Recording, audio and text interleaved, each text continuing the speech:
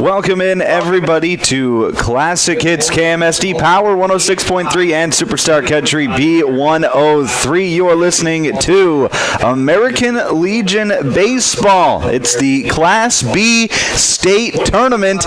Day 2 today. We had 4 games yesterday for the first round, and we've got 4 more games coming your way over our airwaves today.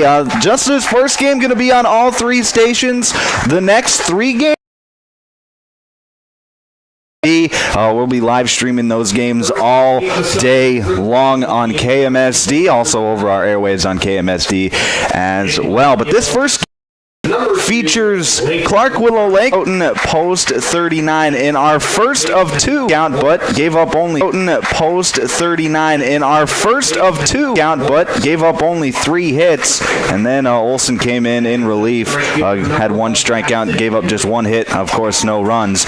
Nick Morris, he went the distance for Groton yesterday.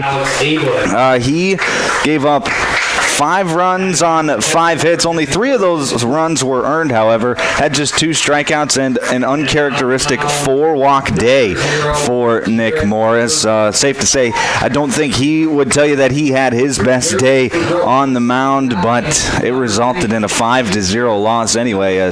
Tough to win when you can't score any runs, and that proves the same point for Clark Willow Lake yesterday, as they were also shut out by Del Rapids. They lost that game 1-0 in the ultimate pitchers duel. Clark Willow Lake only had 2 hits in the game. Just a stale day offensively, but hard to say that it was a real rough day when you're facing off against Tad Jaden from Del Rapids, who's one of the best pitchers in all of the state, regardless of class. He had 13 strikeouts yesterday, just 1 walk, gave up just 2 hits. And then Lincoln Fursdal came in relief, had pitched 1 1/3 innings, 2 strikeouts, 1 walk, no hits, no runs for Del Rapids yesterday. But like I said, Clark Willow Lake just couldn't get it going against a really tough Del Rapids team yesterday. They'll look to bounce back and keep their season alive. Both these teams will look to keep their season alive today. Starting lineups are being announced over the intercom right now, so we'll just keep it here for now, and we'll play the national anthem over our airwaves this morning, so be ready for that here any moment. But it's a beautiful day here in Milbank. Really the perfect day for baseball, in my opinion. You got a nice overcast sky. The temperatures are a little cool, on the cool side, which I'm okay with. I prefer the cooler temperatures versus the scorching heat that you can sometimes get in early August here in northeast South Dakota. But I think it's a perfect day for baseball. Temperatures throughout the day not going to get too warm, about low to mid 70s for a high, and with that overcast sky, it's going to be an awesome day for baseball. I'm looking forward to it. So at this point, let's send it on over to our PA announcer for our national anthem. Now our code of sportsmanship. Our code of sportsmanship will be read by Athletic Commissioner Dan Karst.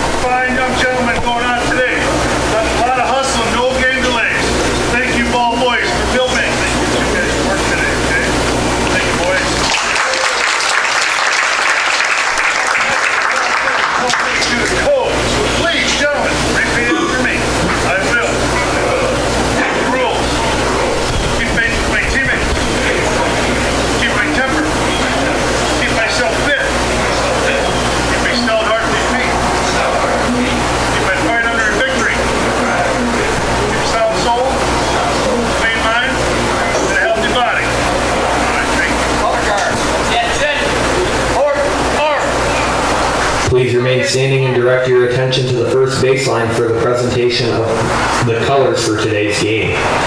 Presenting the colors are members of the Birch Miller Post 9 Legion Post out of Milbank, South Dakota. Our colors are presented by Tim Jurgens, Noel Cummins, Bill Tossenson, and Dan Sodelman. Please remain standing at attention until the colors have been retired. Ladies and gentlemen, our national anthem.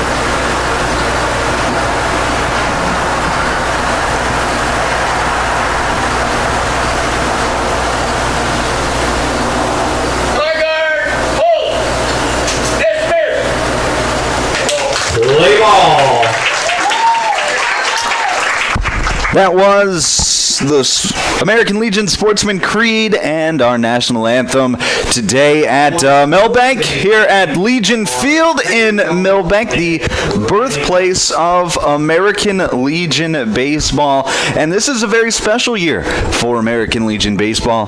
It is the centennial year.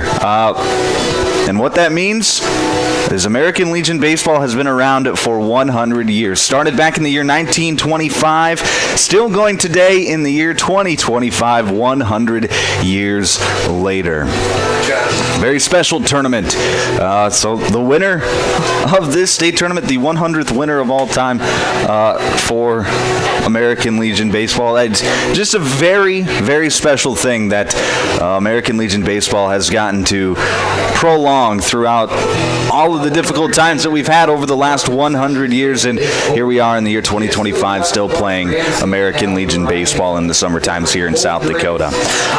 All right, it'll be Groton Post 39 taking on Clark Willow Lake Post 60. Clark Willow Lake, as you can see on the live stream, are taking the field. They will be the home team on the scoreboard for this morning's contest. Game 1 of 4 over our airwaves today. Of course, KMSD will be covering all 4 games, but Power 106.3 and Superstar Country B103, this is your guys' only game of the day. So pretty cool thing that we get all 3 stations here for this one game, but let's hop right into the action. Let's set the defense for you for Clark Willow Lake. From left to right in the outfield, in left field, it'll be Damian Severson.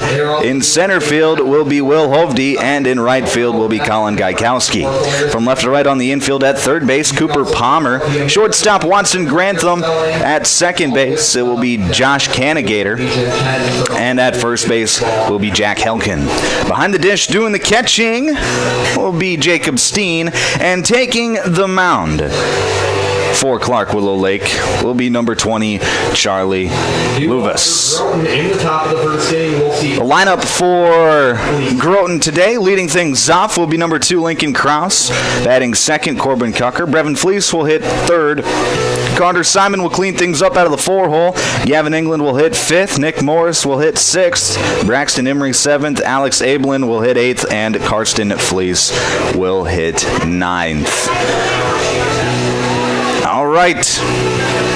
Both of these teams got shut out yesterday, so both teams looking to score their first runs of the tournament. Groton will get their first chance here. Here's the first pitch of the game, and it is a center cut fastball in there for a strike. And it's 0-1, and we started directly on time. It is 10 o'clock. Second pitch, Krause lays down a bunt. It's going to roll foul down the third base line.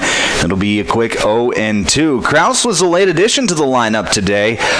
Taylor Deagle was originally scheduled to start in center field today and lead things off for Groton, but he was unable to make it on time, and so Lincoln Krause, about 15 minutes before first pitch, he gets the call, and he's going to get to make a start here in the State Legion tournament.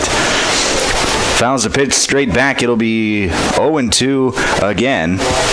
Here's the 0-2 fastball inside. 1 ball and 2 strikes. Groton 25-8 on the season. Went through Region 1 without any troubles as Krause fouls another one away. We'll do 1 and 2 again as they swept their way to a Region 1 championship. And sometimes it's all just about who you face in that first round.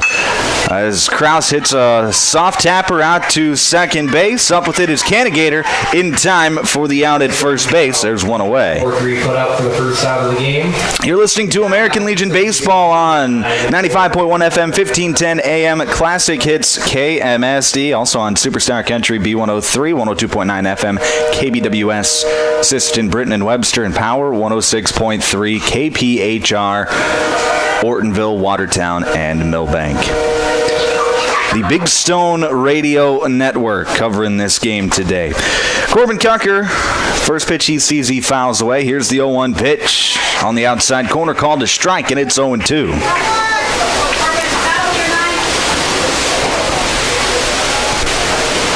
The 0-2 pitch to Cucker, swung on and missed, and that's going to be a strikeout for out number 2. Just a reminder. Now it'll be Brevin Fleece. Blue Legion for 50. And Brevin yesterday went 0 for 3, which is a bit of a shock for him as he is one of the best hitters in this tournament. First pitch swinging, fouls it away. It'll be 0-1.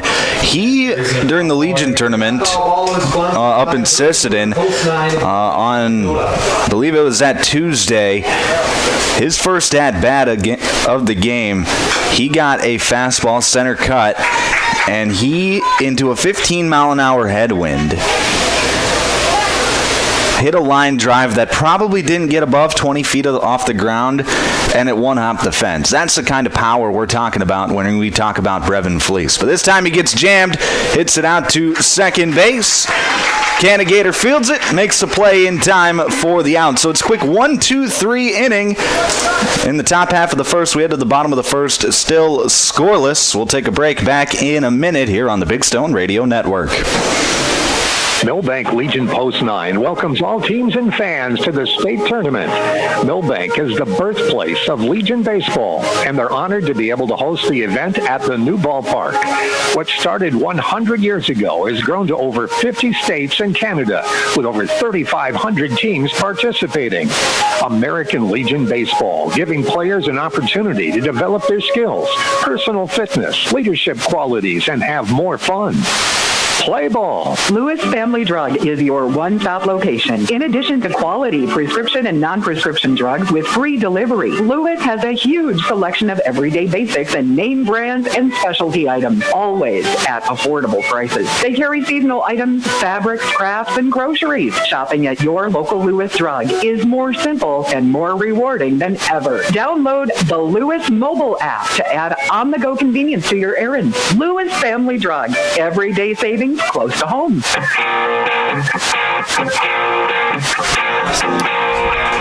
Back here in Milbank for game number 1. It's the bottom of the first inning. Groton went down 1-2-3 in the top half of the inning. Let's set the defense for you for Groton post 39. From left to right in the outfield. In left field will be Lincoln Krause.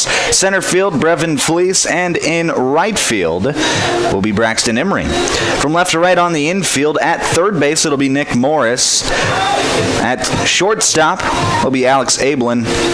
Second base will be Corbin Cucker, and first base Carter Simon. Behind the dish doing the catching will be Karsten Fleece, and taking the mound for Groton will be the left-hander, number 0, Jarrett Erdman. Little lefty-on-lefty action to start off the inning as Cooper Palmer steps to the plate for Clark Willow Lake. Cooper had one of the 2 Clark Willow Lake hits yesterday. First pitch he sees is off the plate for a ball. It'll be 1-0.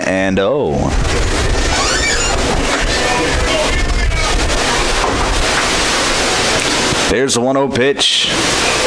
Just a bit outside, 2-0. Those are 2 close pitches to start off the game for Erdman, but unable to get the friendly call.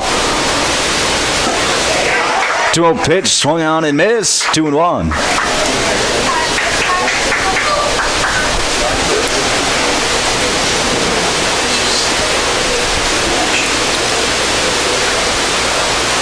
Here's the 2-1. That's going to be lifted to shortstop, but Ablin leaps and makes the catch for out number 1. Palmer lines out to the shortstop, bringing up the shortstop, number 14, Watson Grantham. Now it'll be Watson Grantham to step to the plate for Clark Willow Lake. He also had one of the 2 hits for post 60 yesterday. Is the first pitch he sees is a strike on the outside corner. It'll be no balls and 1 strike. Here's the 0-1 pitch from Erdman in the dirt. Nice block there from Fleece, and it'll be 1-1.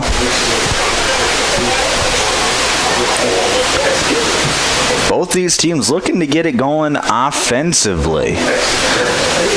Here's the 1-1, low and away, 2-1. And, a lot of times when you get to the state tournament, it's all about the draw that you get. And yesterday, neither of these teams got real good draws. Both of them, obviously good teams, but Clark Willow Lake having to play Del Rapids, who had won the high school state championship this year, as Grantham lines one out into center field. That's going to get down for a base hit. The first hit of the game. Now batting the catcher, number 21.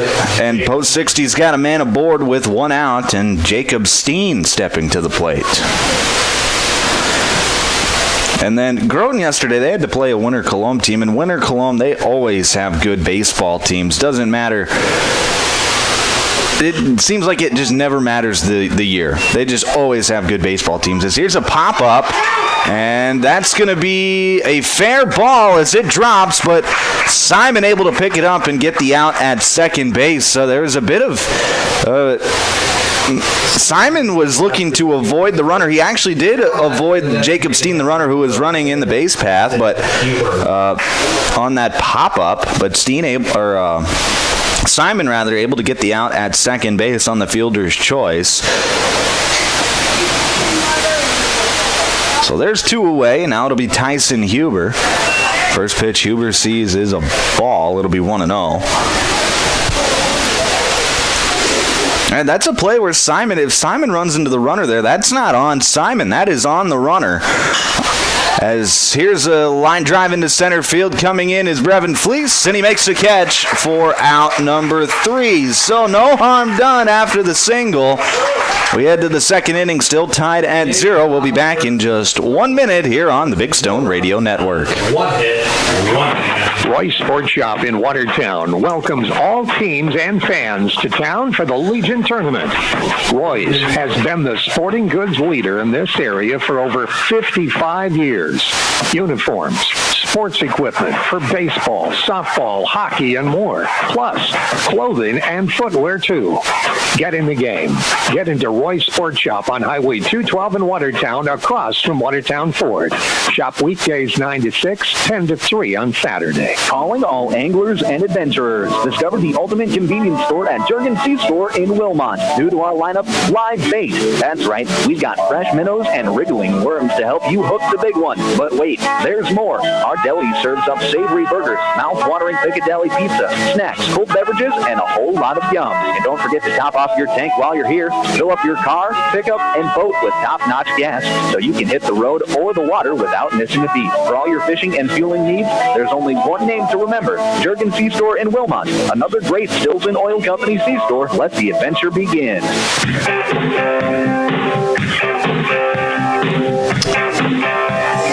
Back here on the Big Stone Radio Network in Milbank, South Dakota for the American Legion Class B state tournament. And as we come back on the air, I noticed Taylor Deagle has just showed up to the ballpark, so he was a late scratch to the lineup. They still put him on the lineup card as a substitute, so he was going to start the game at center field. We'll see if they make the switch. We'll find out next half inning defensively, or maybe if he gets up to bat this inning, but we'll find that out and we'll have the answers for you momentarily. But right now it'll be Carter Simon to lead things off, and first pitch swinging, knocks one into left field for a base hit. The first hit of the day for Groton, and it's a leadoff hitter. Field to lead off the inning.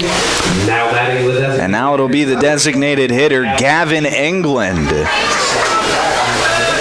to step to the plate for Groton here in the second.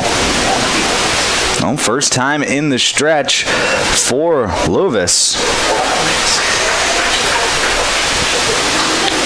First pitch is in the dirt. 1 ball and no strikes.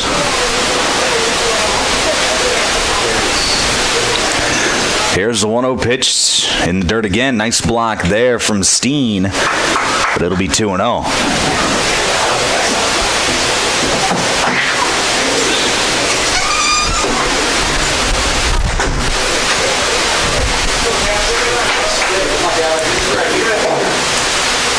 Pitch from Lewis. That's going to be ripped to the shortstop. He comes up and it looked like maybe he dropped it on purpose. Or what are they going to...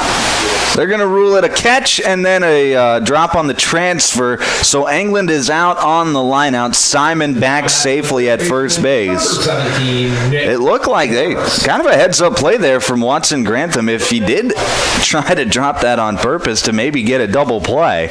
But instead, they rule it a catch and a drop on a transfer.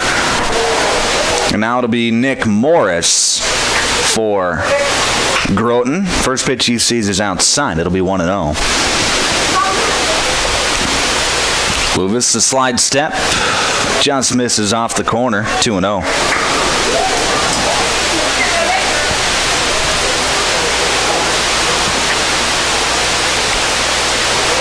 Here's a drive out into left field, going back, and that's going to burn him. Simon's going around second. He's going to third, and he's getting waved home. Simon around third base will score, and it's an RBI double.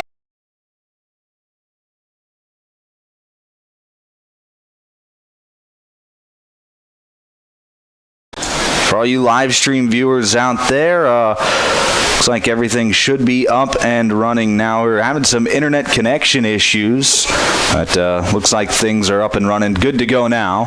So here's the 3-2 pitch. That's going to be low and inside, and a walk to Jack Helkin. Helkin grabs the full count walk, bringing up the center fielder, number 10, Will Hovde. Now it'll be Will Hovde with a runner on base now. Second inning in a row where Clark Willow Lake has gotten a hitter on base.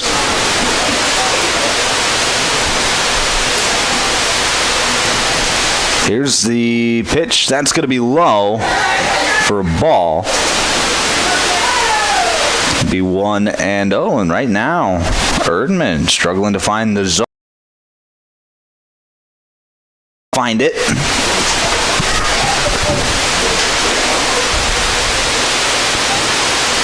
Pickoff attempted first. Close play, but Helken back safely.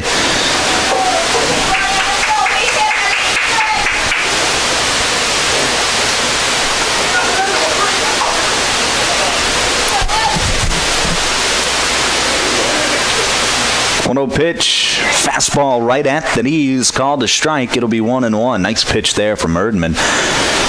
And one thing that Erdman's got going for him is he's deceptively quick with his pitches. Here's bunt attempt, and that's going to be bunted foul. It's 1-2. The fastball just kind of jumps out of his hand, which can be hard to find sometimes.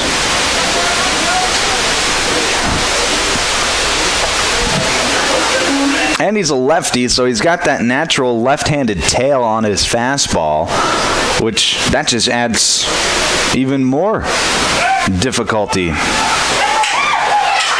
Here's pickoff attempted first, and that's going to be called a balk. Not something you see every day, but Severson's going to get to trot on down to second base as Erdman is called for the balk, and with these three-man umping crews, those left-handed balks are a lot easier to see, especially from that first base umpire, because he can kind of tell where or how the pitcher is moving. And if Erdman has got any sort of movement towards home plate, but then pitches or throws over to first, it is a balk, and I believe that is what happened to Erdman on that play. 1-2 pitch to Hovde is going to be outside. It'll be 2 balls and 2 strikes now with a runner on second base. Here's the 2-2, swung on and missed. A strikeout for Jared Erdman, and a big one as he pumps his fist. And now there's 2 away. And right fielder number 16, Colin Gaikowski. And it'll be Colin Gaikowski to step to the plate now.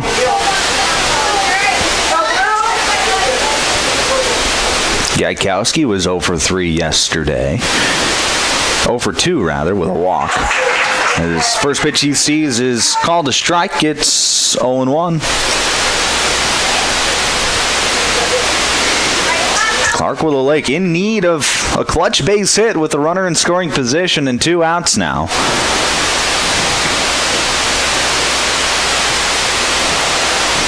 Erdman comes set. Here's the slide step. That's going to be hit out into left center field. That'll get down for a base hit. Helken comes around third, and he will score. And we just talked about needing a clutch base hit. Well, Colin Gaikowski comes through with an RBI single, and this game's knotted up at 1. RBI single, bringing up the second baseman, number 2, Josh Canagater. Now it'll be Josh Canagater to try and extend the rally. But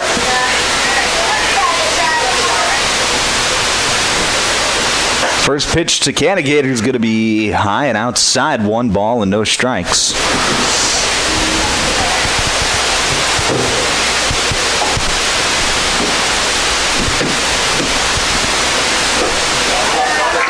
(2-0) now after a pitch is outside.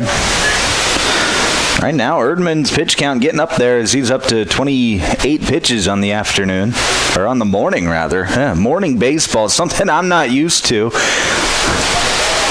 Here's the 2-0. Outside, 3 balls and no strikes. And I think Clark Willow Lakes, they got a bit of an advantage because they played at 10 a.m. yesterday as well. Groton, they didn't play till 5, so it's a quick turnaround for Groton. as Canagator draws the walk, so it'll be 2 runners on. Still 2 outs, but it's the top of the order now with Cooper Palmer. Baseman, number 1, Cooper Palmer.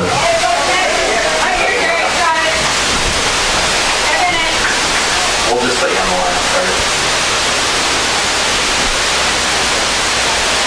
First pitch to Palmer. That's going to be in the dirt, and that's going to get by Fleece. The runners will advance on the wild pitch. So that 2-out hit from Gaikowski is turning out to be a very crucial moment in this game, especially if Palmer could knock in these 2 runners.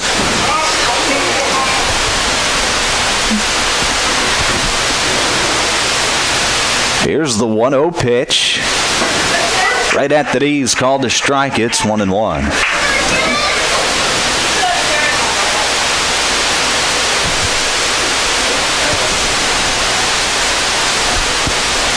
1-1 pitch. That's going to be hit out into right field, and that's going to fall in front of Emery. 1 run will score. Here comes the second. It is cut off.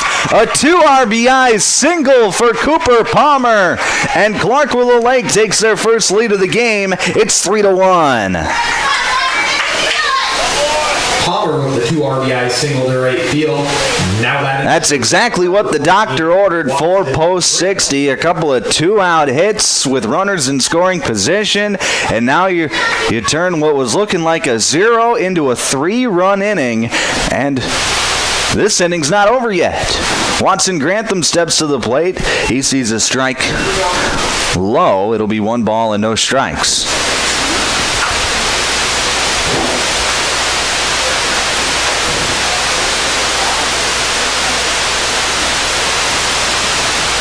There's the 1-0 pitch. That's going to be hit to the third baseman, and that eats Morris up as it hops over his glove. It hit the lip between the grass and the dirt, and jumped up, and everybody's going to be safe. Now batting the catcher, number 21, Jacob Steen. Now it'll be Jacob Steen to try and extend the rally. Right now, Groton just can't get that final out as Steen, first pitch swing, pops it up and out of play. There goes. It'll be 0-1. The 8th hitter of the inning for Clark Willow Lake is Jacob Steen.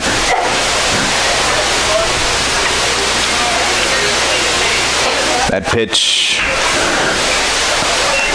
up and away, 1-1. A reminder, return all foul balls to the Blue Legion tent by the entrance. 1-1 pitch, fastball just a bit outside, 2-1. And right now, Erdman, he's thrown a few pitches that have been close, but it's been a semi-tighter zone today.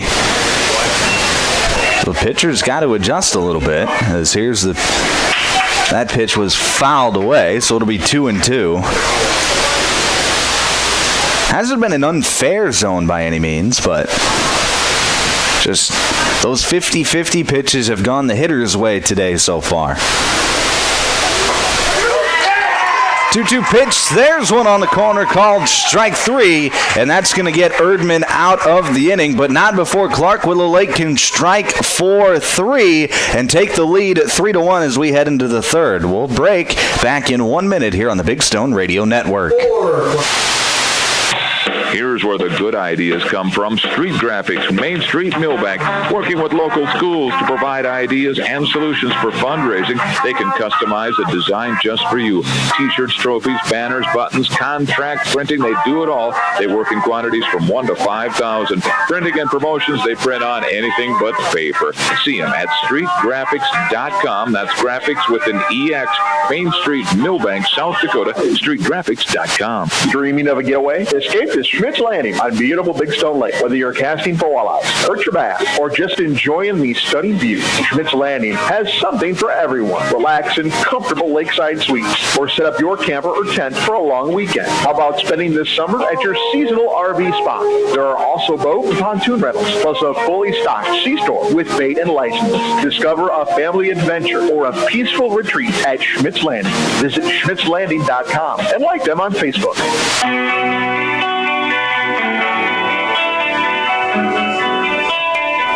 Top of the third inning here in Milbank as Clark Willow Lake, they respond after giving up one in the top of the second with three of their own in the bottom of the second. Leading out for... And it'll be Karsten Fleece to lead things off here in the third for Groton. First pitch to Fleece, fastball on the corner, called a strike, and it's 0-1. This just the first of 4 games today. As Fleece hits a tapper to third, that's going to bounce foul. Not foul by much. It almost clipped the corner of that front corner of the bag, but it did had some wicked spin on it. And bounces foul down that third base line. So we'll do 0-2 now. Fleece, the 9-hole hitter, trying to just get on base. The 0-2 swung on and missed. Strikeout for Charlie Lewis, and there's one away. Now it'll be number 7, Taylor Deagle to the plate. Now batting number 7, Taylor Deagle.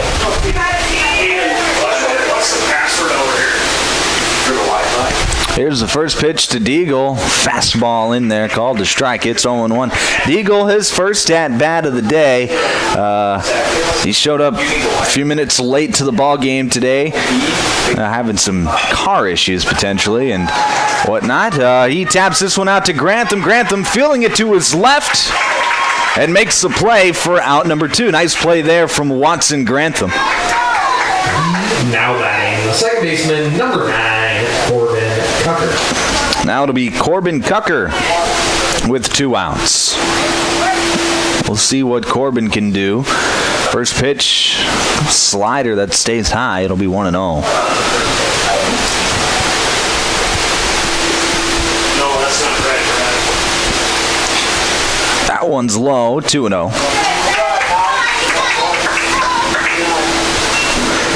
Cucker struck out his first time up.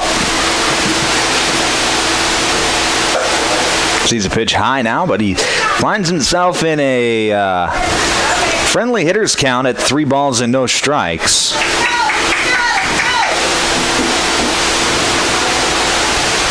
Here's the 3-0 pitch. Center cut fastball. It'll be 3-1.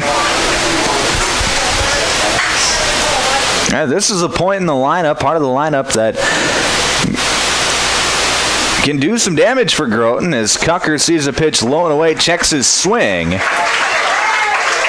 and he'll draw the walk.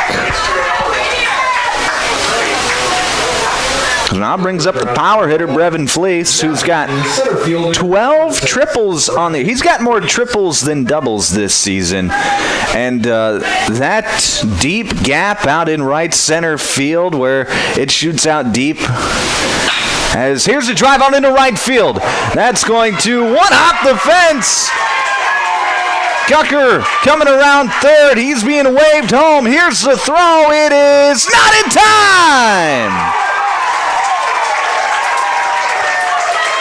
A 2-out, 1 RBI triple for Brevin Fleece, his 13th triple of the year. Fleece with the RBI triple to right field. And Groton gets one back. It's 3-2 now. Simon. Now it'll be Carter Simon up to the plate with Fleece leading off of third, and now it's a pressure situation for Lewis. There's a pitch low, just missed. Steen, the catcher, thought it caught the corner. The umpire says, no way, Jose. That'll be 1-0. That pitch runs in, 2-0. Now, this is a pressure moment for Steen, too. If he gets a pitch in the dirt, he's got to do everything he can to block it with a runner on third. Swing at a base. 2-1.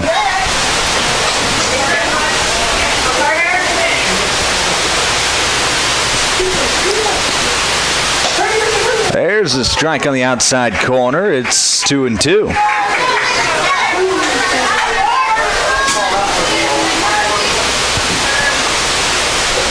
2-2 pitch, fastball, missed outside. It'll be 3-2.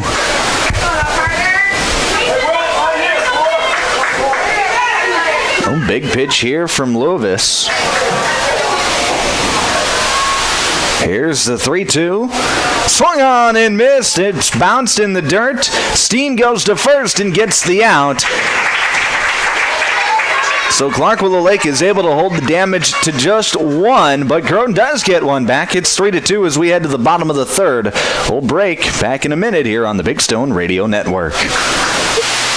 This summer in Milbank, the crack of the bat and cheers from the stands bring us all together. Whether you're watching your grandkid hustle to first base or catching a game under the lights, Milbank Eye Care is here to help you see it all. No squinting required. From clear glasses to summer shades, they'll help you catch every moment in sharp focus. Swing by to make an appointment for a checkup. Milbank Eye Care. Clear vision, community pride, and baseball memories made sharp. When Mother Nature turns up the temperature, we all feel the heat. It can add stress to almost everything, including the energy resources we rely on. Otter Tail Power Company reminds you there are easy ways to help. Use only necessary lights and turn them off when you leave a room. Turn your AC thermostat up a few degrees. And use window coverings to block the heat of the sun during the day. Visit otpco.com/tips for more ideas on how to stay cool. Together, we can all make a difference to help beat the heat.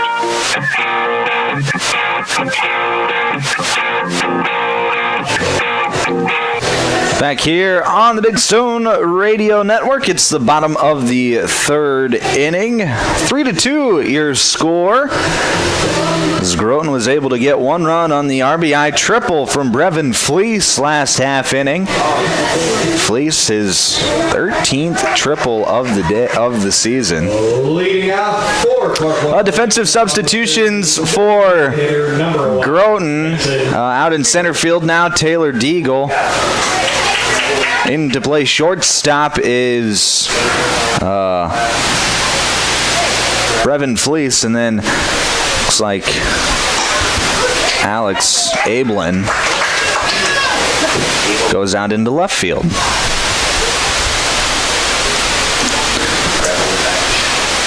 It'll be Tyson Huber to lead things off for Clark Willow Lake, and he finds himself down 0-2 quickly.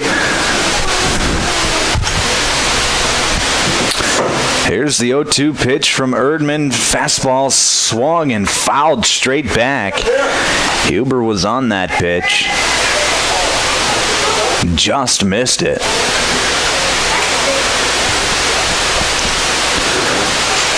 The 0-2 again. Swung on and missed on the fastball. Another strikeout for Jared Erdman, and there's one away. Now batting the left fielder, number 61, Damian Severson. Now it'll be number 61, Damian Severson, to the plate. Little lefty on lefty action. His fastball is swung on and missed. It's 0-1. Severson grounded out to Erdman to start last half inning. There's a strike on the outside corner. It's 0-2.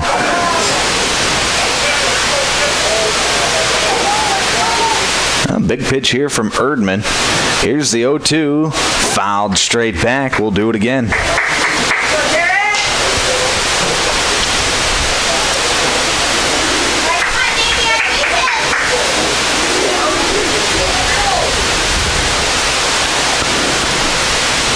The 0-2 pitch in the dirt. Nice block there from Fleece, but it'll be 1-2.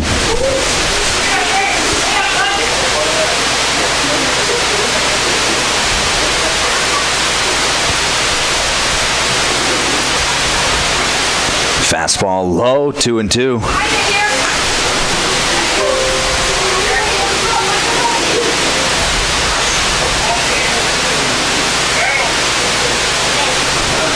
Here's the 2-2 pitch, swung on and missed, and it's back-to-back strikeouts for Jared Erdman, and there's 2 down here in the third. Following the strikeout, the first baseman, number 7, Jack Helkin. That'll be Jack Helkin. He walked, came around to score last inning.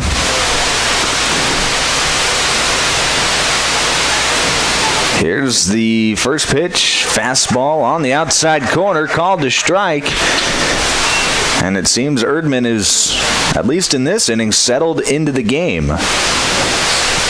Here's the 0-2 pitch, tapped foul. We'll do 0-2.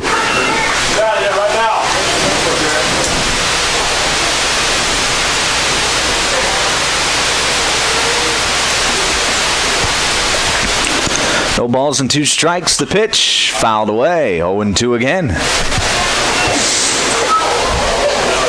There goes a Milbank for foul ball.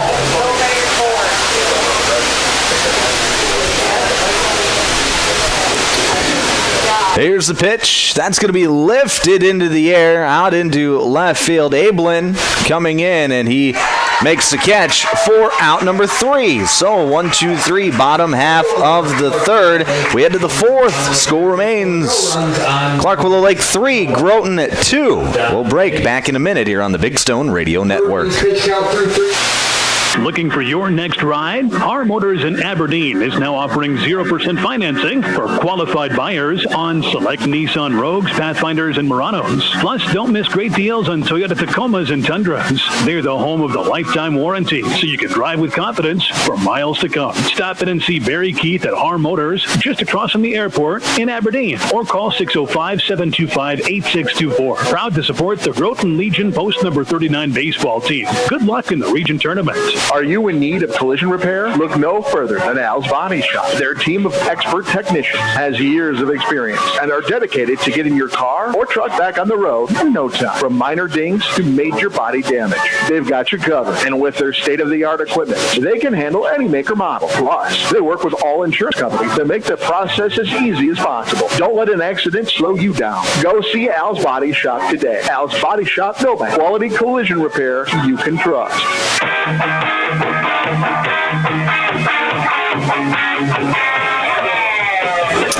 Back here in Milbank at the Class B American Legion Baseball Tournament. I'm Michael Warrington, and we're going to start the fourth inning. Yes, the fourth inning. This game just moving right along today.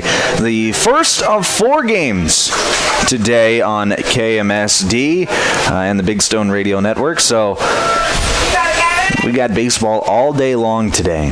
It'll be Gavin Englund to lead things off for Groton, and he's first pitch swinging, pops one out into right field. It'll be Gaikowski ranging in and to his right. He makes the catch for out number 2. Out number 1, rather.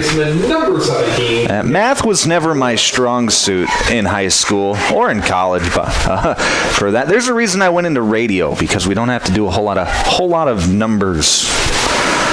It'll be Nick Morris to lead things off. First pitch in there for a called strike on a curveball. Nice pitch there from Luvis. It'll be 0-1. That pitch outside. It'll be 1-1. This is the first of 2 elimination games today. We'll see 2 teams have their seasons completed after today, as Morris lifts one up into center field. Ranging back is Hovde, and he makes the catch for out number 2. Morris slides out to center for out number 2. Now batting the right field. Now it'll be Braxton Emery. Emery grounded out to the shortstop. Watson Grantham his first time up. First pitch to Emery is going to be up and in, 1-0. Our next game will feature Milbank taking on Dakota Valley in an elimination game. That'll be 30 minutes after the conclusion of this game, as that pitch is low. It's 2-0.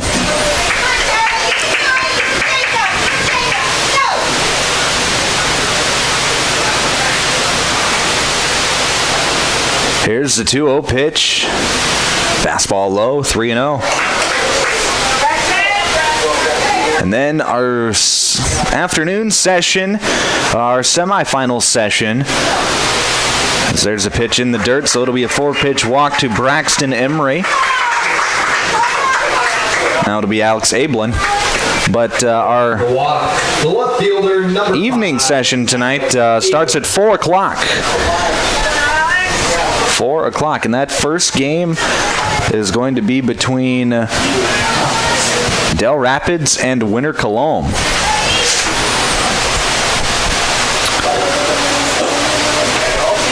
First pitch to Ablin, that's going to be low and away, so 5 straight balls now thrown by Lovis. The plate jumping around on him a little bit today, or right now. Here's one low, 2-0.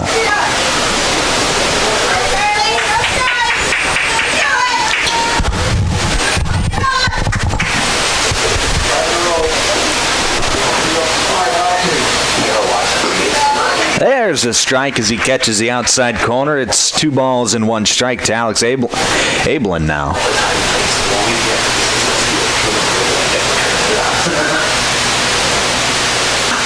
2-1, just a bit outside, 3-1.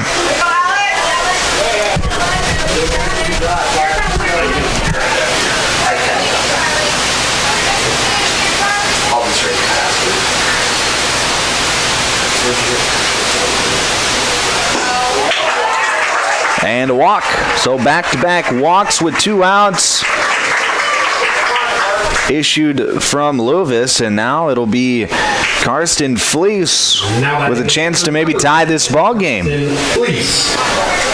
Well, Emery's got good speed off of second base, so if he hits something out into the outfield, Emery with a 2-out jump could very easily score. But we'll see what Fleece can do. First pitch, that's going to be in there for a called strike, and it's 0-1.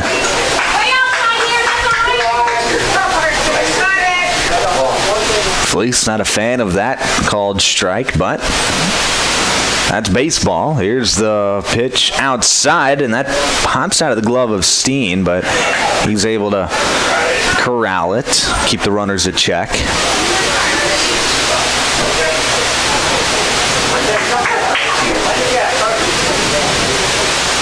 The 1-1 pitch to Fleece. Fastball called a strike on the outside corner. Beautiful pitch there from Lovis. Got that nice 2-seam action on the outside corner. There'll be 1 ball and 2 strikes now. Here's the 1-2 fastball. That's going to be driven out into left field, but it's hooking foul. And Fleece got good wood on that one, but just turned on it a bit too much and drove it out of play.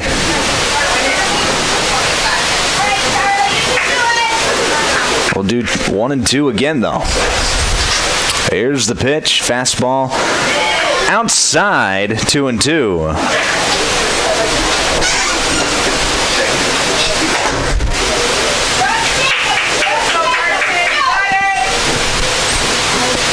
Two again. Tapped foul. Fleece doing a nice job. A couple of 2-strike foul offs just to stay alive and keep yourself in the at-bat. And this is what we saw a lot of in the region tournament from Groton, is just waiting for their pitch. As Fleece swings and misses at the fastball over the outside corner. And Lovis is able to get out of the jam without any harm. It's still 3-2 as we head to the bottom of the 4th inning. Clark Willow Lake leads. We'll break back in 1 minute here on the Big Stone Radio Network. Pitch count is now Dairy Queen in Ortonville is your locally owned and operated DQ, serving the Big Stone Lake area and beyond. Beat the summer heat with one of their cool treats like the famous Blizzard, Peanut Buster Parfait, hand-dipped cones, sundaes, and more. If you're looking for the best meal deal around $7, the DQ deal meal cannot be beat. Choose from a cheeseburger or chicken strips, fries, beverage, and a sundae for only $7. Make the Sunday a Blizzard for just $2 more. Hot eats, cool treats at Dairy Queen in Ortonville. Open 10 a.m. to 10 p.m. daily. Dakota Country Ag Service in Milbank is your local Pioneer seed dealer. Dakota Country is now offering soil testing, and they have winter wheat and rye available. Dakota Country also has inoculants for hay silage, both soluble and dry, and inoculants for baling hay as well. For more information or to schedule an on-the-farm visit, call Paul 605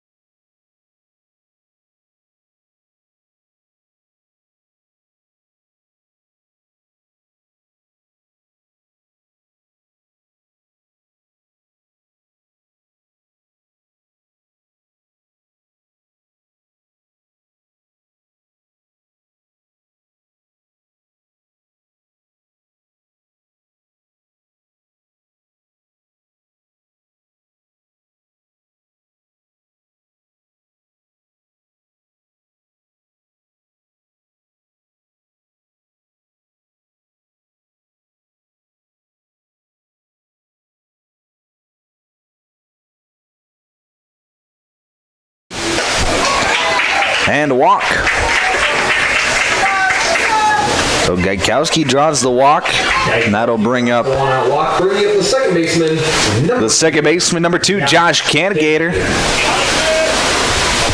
Cannigator walked and came around to score back in the second, part of that 3-run second inning that Clark Willow Lake had.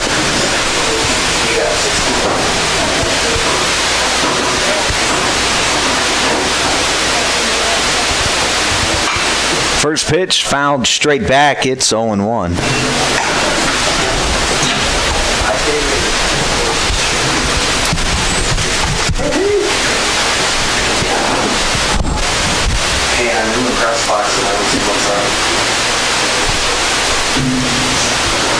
Slide step and the pitch. It's low, 1-1.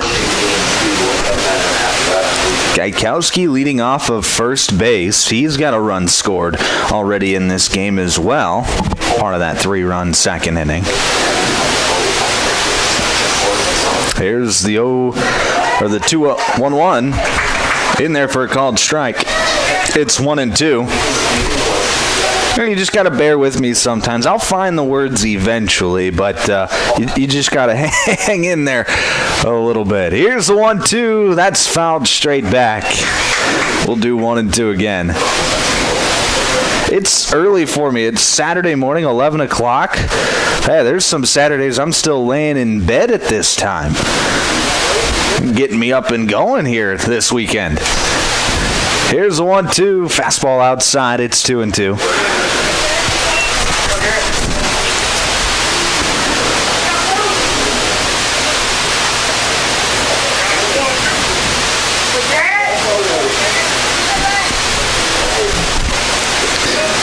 2-2 pitch, swung on and missed, and that's going to be a strikeout for Jared Erdman.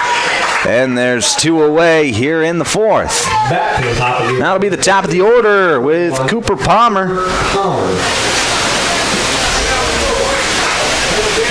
Erdman up to 70 pitches on the morning so far. There's a pitch low and away. Nice block there from Fleece. It's 1-0. And you know, these teams that are in the elimination bracket right now, they really have their work cut out for them if they want to come back and win this thing. As there's a pitch low. That's going to get to the backstop. Hovde moves over to second base. So it'll be a runner in scoring position now for Cooper Palmer. But like I was saying, these teams, they got to win 5 games in a row if they want to come back and be champions. Tough to do. Not many pitching staffs can do that. It's 6 games in 5 days. So there's a pitch off the zone. It's 3-0. And that one's called a strike. It's 3-1.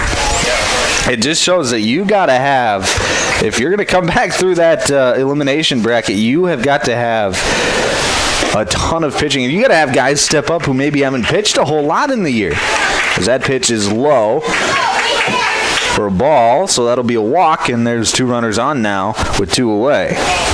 Following the walk, the shortstop, number 14, Watson Grantham.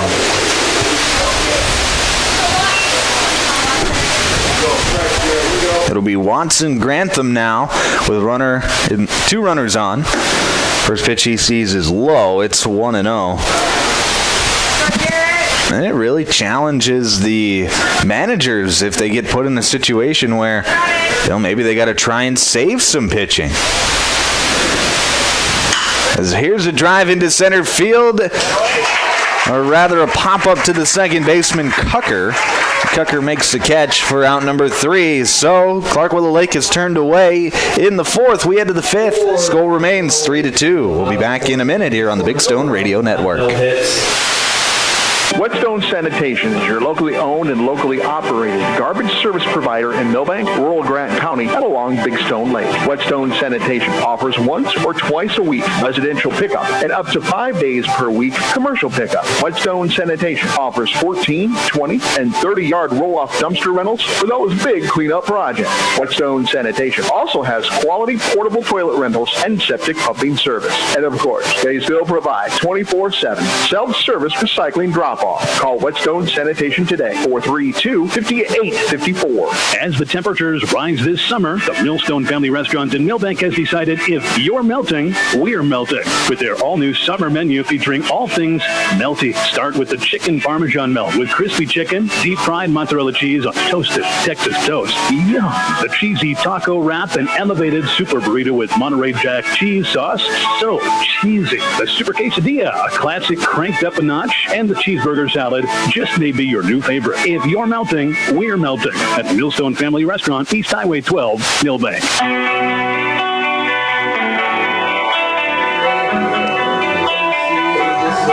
Back here on 95.1 FM, 1510 AM Classic Hits, KMSD Milbank, 102.9 FM KBWS, Sisseton, Britton and Webster, and Power 106.3 KPHR, Ortonville, Watertown, and Milbank. You're listening to American Legion Baseball. I'm Micah Warrington. First game of 4 for the day today. It'll be Taylor Deagle in the top of the order for Groton to lead things off in the 5th. And first pitch to Deagle, he's going to be hit. That pitch runs inside, brushes the sleeves of Deagle, and he is going to take a walk down to first base, and that is the tying run. And this is the part of the order, hey, if Groton was going to start a rally, this would be the part of the order that could do it. As Corbin Cucker steps to the plate, first pitch swing, taps it softly down the third base line. It's going to roll and stay fair, and that's going to be an infield hit.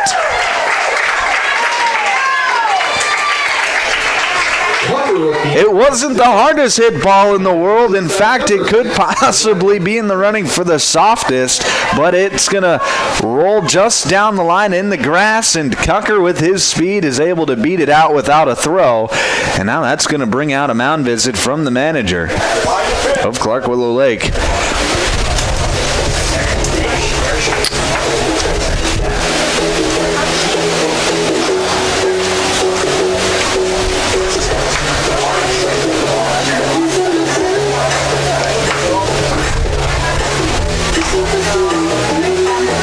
Talking things over on the mound, and this is a rough situation now for Clark Willow Lake. They're trying to cling to a 1-run lead, but they've got the best hitter in the Groton lineup up at the plate in Brevin Fleece with 2 runners on. Nobody out. Like I said, this is the part of the order where you can't really fool around with Groton because they can do a lot of damage and put up some runs quickly. And last time up, Brevin Fleece was first pitch swinging, got a center cut fastball, and he drove it to the wall for a triple out in right field. And you can almost guarantee he's going to be looking to do something similar here. All right, back to the action. Here's the first pitch from Luvis, and that's going to be hit on the ground to the first baseman, and he is just going to go to the bag. Jack Helkin. So a productive out as the runners advance, but not exactly what Groton had in mind with Fleece up at the plate. But it'll be 2 runners in scoring position for Carter Simon now. First pitch to Simon, and that got him. That runs inside on a curveball, and Simon is going to load the bases after the hit by pitch. Number 18, Gavin England. Now it'll be Gavin England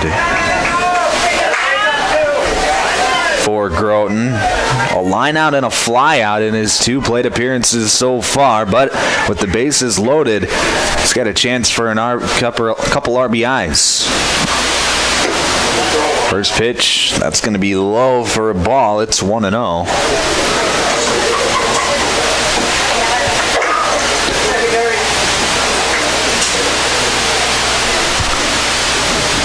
Here's the 1-0 pitch. Tapped foul and out of play. 1-1.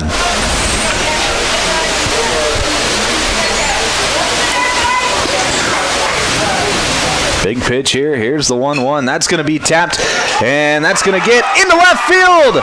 Base hit. 1 run will score. 2 runs will score. As Cucker comes in from second base, it's a 2 RBI single for Gavin England, and Groton retakes the lead at 4-3. And now we're going to have another mound visit. I believe we're going to have a pitching change.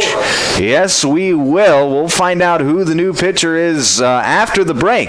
We'll take one. Groton, they recapture the lead. It's now 4-3. We'll break back in 1 minute here on the Big Stone Radio Network. We'll finish with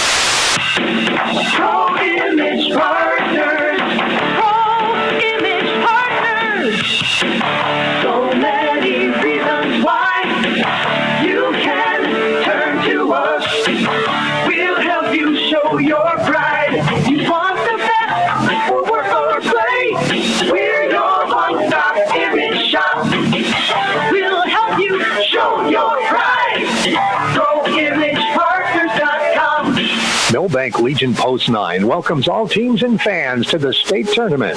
Milbank is the birthplace of Legion baseball, and they're honored to be able to host the event at the new ballpark. What started 100 years ago has grown to over 50 states and Canada, with over 3,500 teams participating. American Legion Baseball, giving players an opportunity to develop their skills, personal fitness, leadership qualities, and have more fun. Play ball.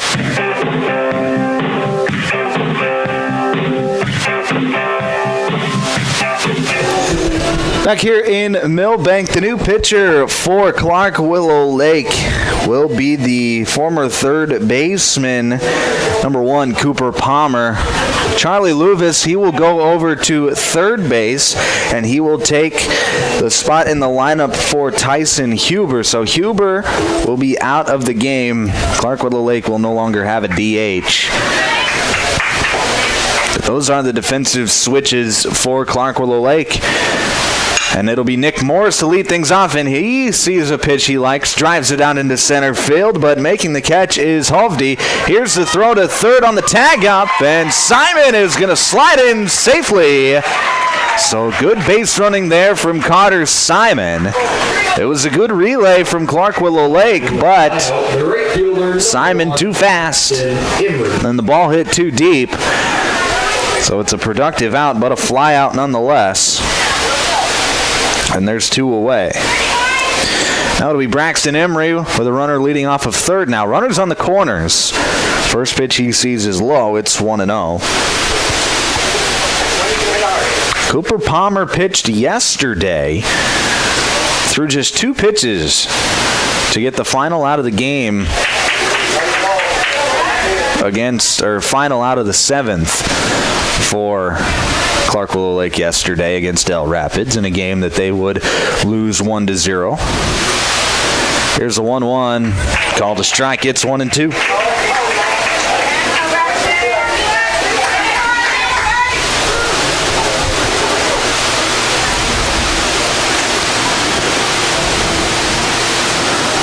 Fastball. That's going to be up. 2-2. So Luvis, he threw 66 pitches. 40 of them were strikes. Here's the 2-2. That's going to be hit back up the middle. Grantham to his left, fields it, makes a strong throw in time. Oh, nice play there from Watson Grantham. It was a bang-bang play at first. The umpire right there calls out Emery. Like I said, it was a bang-bang play, and that's going to end the inning. But Groton, they take the lead 4-3 as we head to the bottom of the 5th. We'll break back in a minute here on the Big Stone Radio Network. Lewis Family Drug is your one-stop location. In addition to quality prescription and non-prescription drugs with free delivery, Lewis has a huge selection of everyday basics and name brands and specialty items, always at affordable prices. They carry seasonal items, fabrics, crafts, and groceries. Shopping at your local Lewis Drug is more simple and more rewarding than ever. Download the Lewis mobile app to add on-the-go convenience to your errands. Lewis Family Drug, everyday savings close to home. Looking to sell your home or lake place? First Choice Real Estate is here to help. Whether you're upsizing, downsizing, or simply looking for a fresh start, they want your listing. Their experienced team of agents are ready to go to work for you with proven marketing strategies and a local touch and the local knowledge you can trust. Contact First Choice Real Estate in Milbank today to list your property. Make First Choice Real Estate your first choice. Online at milbanksbest.com.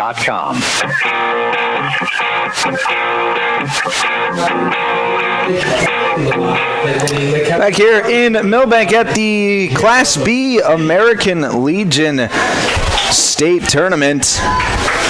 We've got a back and forth battle here in game 1 of the day. It'll be Clark Willow Lake's turn to respond after giving up 2 runs in the top half of the inning. Groton now leads 4-3. It'll be Jacob Steen to lead things off. He sees a pitch high. It'll be 1-0.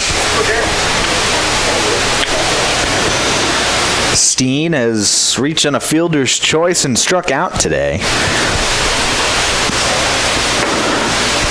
There's a pitch low for a ball. It's 2-0. In the 2 innings following the 3-run second, Jared Erdman has been good, facing just 8 hitters out of the lineup in those 2 innings. There's a pitch high. It'll be 3-0.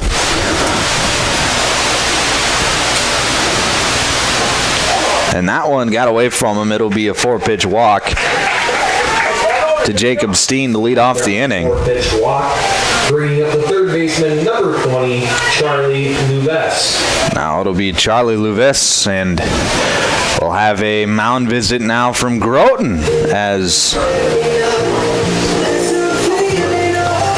Let's take a look at how many pitches Erdman is at. Erdman at 81 pitches. You're allowed 105, and looks like it was a pretty quick meeting just to talk about strategy. You're allowed 105, so I would imagine at this point Erdman's going to go the full 105 and just see how many outs he can get. If he could get through this 5th inning and maybe an out or 2 in the 6th, that would be ideal for... Well, actually, what would be ideal is he just goes the rest of the game, but with nobody out here in the 5th and already at 81 pitches, that's pretty slim. It'll be Charlie Luvis. He sees a pitch outside, and it's 5 straight balls to start the inning from Erdman. So fatigue could be starting to set in for Erdman. Here's the 1-0 fastball outside. It's 2-0.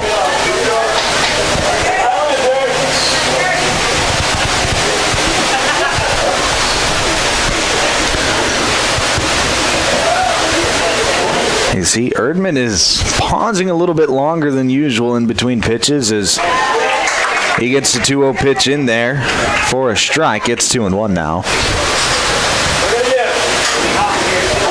And in a close ball game, you can't afford to give away some free base runners, especially with nobody out.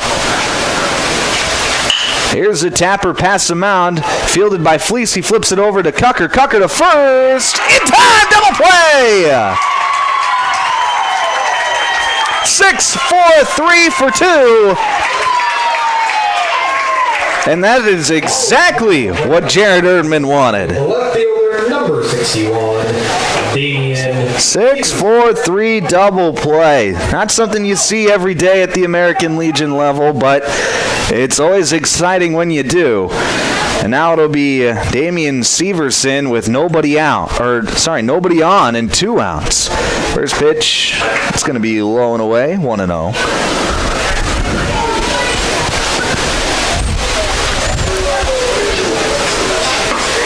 That's a center cut fastball. It's 1-1.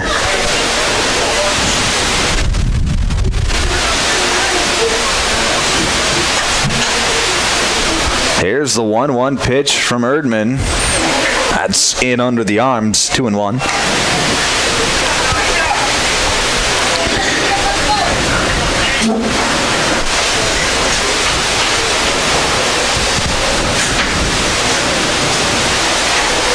Two-1 pitch in there on the corner, called a strike. It's 2-2.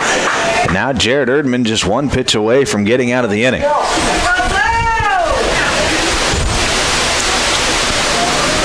Here's the 2-2. Fastball just a bit inside.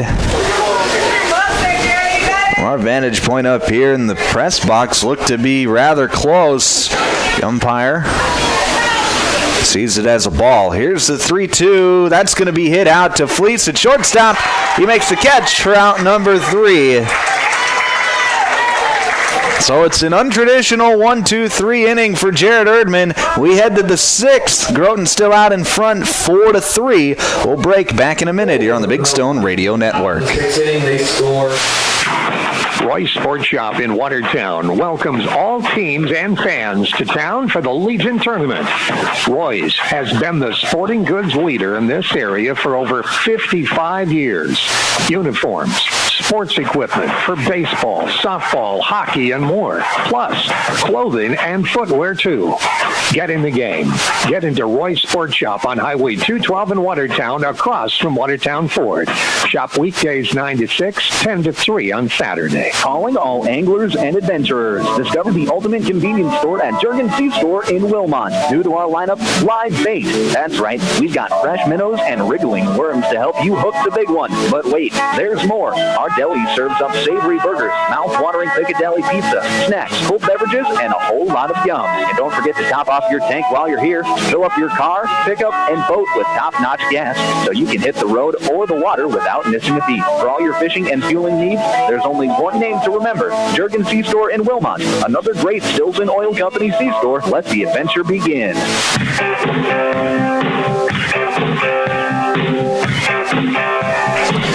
Back here in Milbank at the Class B American Legion Baseball Tournament. Top of the 6th inning. Due up for Groton, it'll be Ablin, Fleece, and Deagle. First pitch to Ablin is outside, 1-0. Second pitch tapped out to Grantham at shortstop. Fields it, makes a strong throw in time for the out. Ablin grounds out. So now there's one away for Karsten Fleece. Now batting the catcher, number 10, Karsten. We're moving into the late innings of the game, top of the 6th inning, in a one-run game. First pitch to Fleece inside, 1-0. Groton took the lead to start. Thought Willow Lake would respond with 3 runs in the bottom of the 2nd inning, but 2 runs in the top of the 5th has given Groton a 4-3 lead. So there's a pitch outside. It's 2 balls and 1 strike to Karsten Fleece. Make it 2-2 after a swing and a miss. Cooper Palmer out there on the mound for Clark Willow Lake, and he gets a strikeout as Fleece waves at the fastball, and there's 2 down. Back to the top of the order, the center fielder, number 7. That'll be Taylor Deagle for Groton. Top of the order, you can flip the lineup card over. First pitch, curveball, stays high, it's 1-0. Winner of this game will play tomorrow at noon. That pitch is high. Be 2-0, and they'll play the loser of Del Rapids and Winter Colombe. And that game at 4 o'clock today. As there's a pitch in there for a called strike. It's 2-1. 2-2 after a fastball hits the inside corner.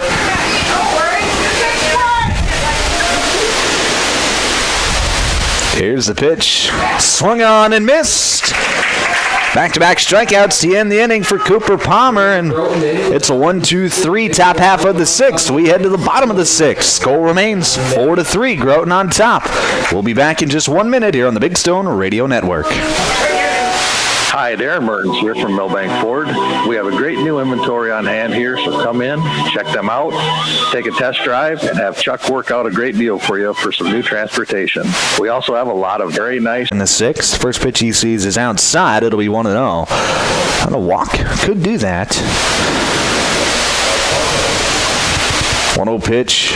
It's going to be lifted out of play, 1-1.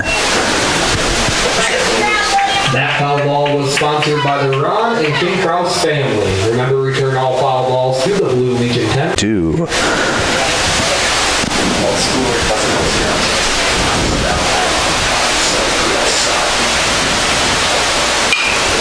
Here's a pop-up, and that's going to lift out of play near the first base dugout.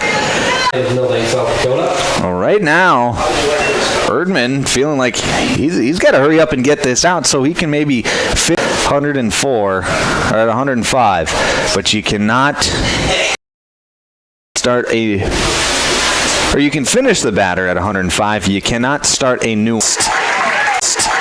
A strikeout for out number 2. And now it'll be Colin Gaikowski. Gaikowski, he's been a tough out for...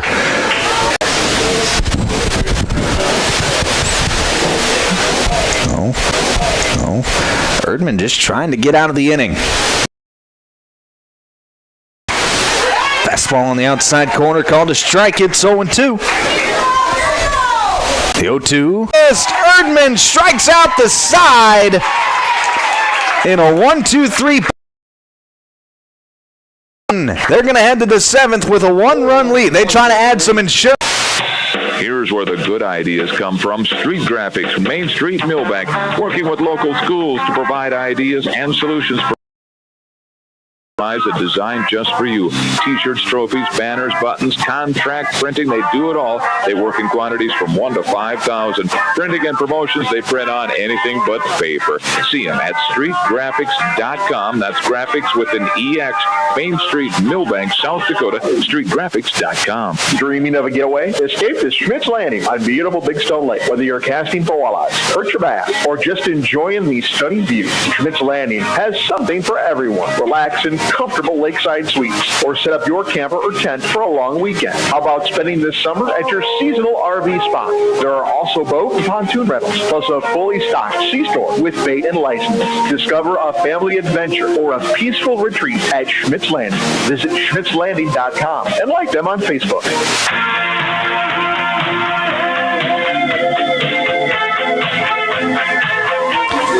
Back here on Classic Hits, KMSD, Superstar Country B103 and Power 106.3. It's the 7th inning here in Milbank in our first game of the day. Corbin Cucker will lead things off for Groton. First pitch swinging, taps it out to Grantham. At shortstop, he makes a high throw. But the first baseman, Helkin, able to jump, make the catch, and land back down on the bag for the out. Close to a... and it's plays like that where Helkin has to jump and land on the bag, and he's landed on the middle part of that bag where I just really wish we would add a safety bag at first base at all levels of baseball. It'll be Brevin Fleece now. First pitch swinging, taps it back to Palmer at first, or at the pitcher's mound, and he gets the out at first base. So 2 pitches, 2 outs, and now it'll be Carter Simon, and Simon's smart. He's taking this pitch no matter what. He did not, as he lifts it up and out of play. It'll be 0-1. And the reason you do that, you never want to give up a 3-pitch inning. If you give up a 4-pitch inning, it's obviously not great for the offense, but there's a pitch inside. It's 1-1. But a 3-pitch inning, there's just something about it. Like, he got out of the inning in 3 pitches. Here's a drive deep out into left center field. Going back. It is going to one-hop and go out of play. A ground rule double for Carter Simon.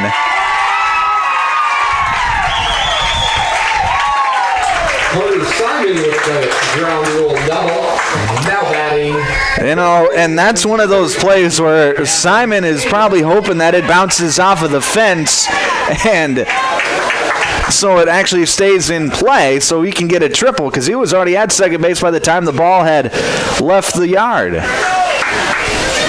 It'll be Gavin England. First pitch swing, it fouls it straight back. It's 0-1. That's the first ground rule double ever this year? You don't see very many ground rule doubles in Legion baseball. I think that might actually be the first ground rule double where it actually bounces and gets over the fence. Maybe the first time I've seen that in a very long time. England pops one up on the infield in foul ground. And making the catch is the third baseman, Charlie Luvis, for out number 3. So we head to the bottom of the 7th. Groton clinging to a 1-run lead. It's 4-3. Final chance for Clark Willow Lake. We'll be back in just 1 minute here on the Big Stone Radio Network. This summer in Milbank, the crack of the bat and cheers from the stands bring us all together. Whether you're watching your grandkid hustle to first base or catching a game under the lights, Milbank Eye Care is here to help you see it all. No squinting required. From clear glasses to summer shades, they'll help you catch every moment in sharp focus. Swing by to make an appointment for a checkup. Milbank Eye Care. Clear vision, community pride, and baseball memories made sharp. When Mother Nature turns up the temperature, we all feel the heat. It can add stress to almost everything, including the energy resources we rely on. Otter Tail Power Company reminds you there are easy ways to help. Use only necessary lights and turn them off when you leave a room. Turn your AC thermostat up a few degrees. And use window coverings to block the heat of the sun during the day. Visit otpco.com/tips for more ideas on how to stay cool. Together we can all make a difference to help keep the heat.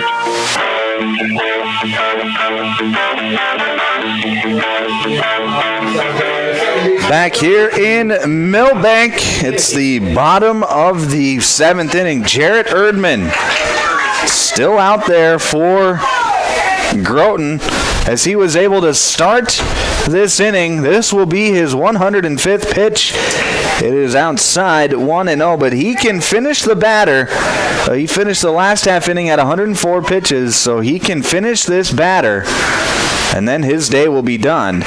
There's a fastball outside at 2-0, but it's been a heck of an effort for Jarrett Erdman today. It'll be Josh Cannigator up 2-0. He's going to lift one up and foul. It'll be 2-1 now to Cannigator. Erdman gave up the 3 runs in the second, 0s ever since.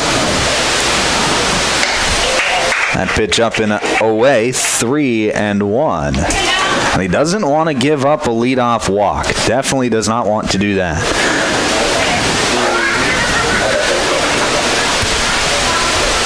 3-1 pitch, fastball. That's going to be up and away. So it is going to be a leadoff walk to Josh Cannigator. And now that'll bring out the manager as Erdman's day is done. He'll flip it on over to the bullpen. Gavin Englund will come in to pitch for Groton. Gavin Englund will come in to play defense. Looks like it'll be Brevin Fleece to pitch for Groton. But Erdman leaves the field with a round of applause from both Groton and Clark Willow Lake fans. But we are going to take a break as Fleece warms up. We'll be back in just 1 minute here on the Big Stone Radio Network. Looking for your next ride? Our Motors in Aberdeen is now offering 0% financing for qualified buyers on select Nissan Rogues, Pathfinders, and Muranos. Plus, don't miss great deals on Toyota Tacomas and Tundras. They're the home of the lifetime warranty, so you can drive with confidence for miles to come. Stop in and see Barry Keith at Our Motors, just across from the airport in Aberdeen, or call 605-725-8624. Proud to support the Groton Legion Post number 39 baseball team. Good luck in the region tournament. Are you in need of collision repair? Look no further than Al's Body Shop. Their team of expert technicians has years of experience and are dedicated to getting your car or truck back on the road in no time. From minor dings to major body damage, they've got you covered. And with their state-of-the-art equipment, they can handle any make or model. Plus, they work with all insurance companies to make the process as easy as possible. Don't let an accident slow you down. Go see Al's Body Shop today. Al's Body Shop, Milbank. Quality collision repair you can trust.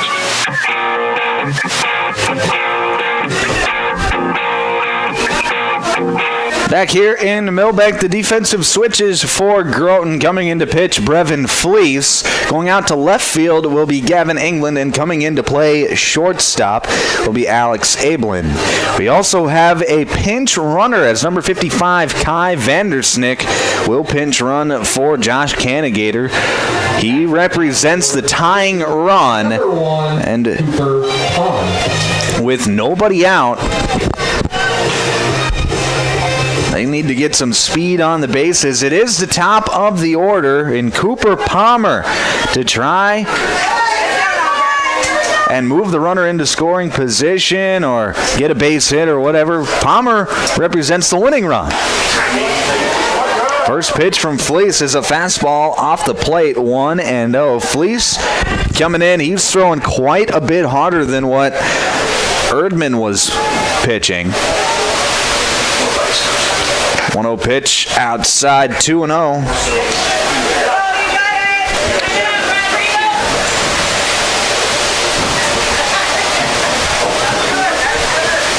Pressure situation for everybody on the field. 2-0 pitch, that's going to be tapped past the mound, fielded by Ablin. Throw to first, in time, double play! Ablin fielded it on the second base bag, made a strong throw to first in time for the out, and it's a 6-3 double play. The shortstop, number 14, Watson Grantham. The second double play of the game for Groton, and now it'll be Watson Grantham with 2 outs. There's a hit out into right field. That'll get down for a base hit, so Grantham passes the baton after getting a single through the infield. So now the tying run is on base once again for Clark Willow Lake. And it'll be Jacob Steen's turn now.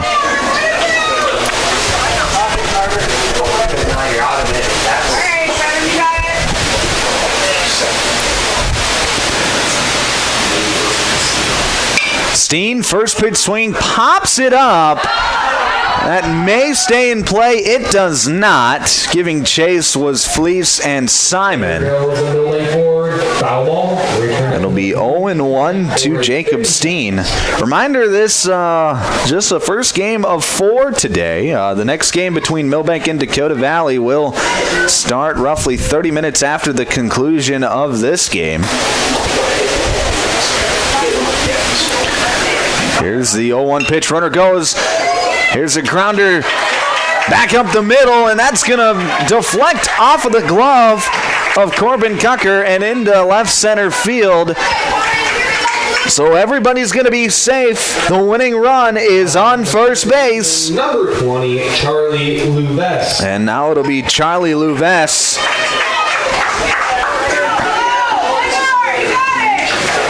Charlie, he grounded into a double play last time up. We'll see what he does here now. First pitch, fastball up and in, buzzes him off the plate. It'll be 1-0.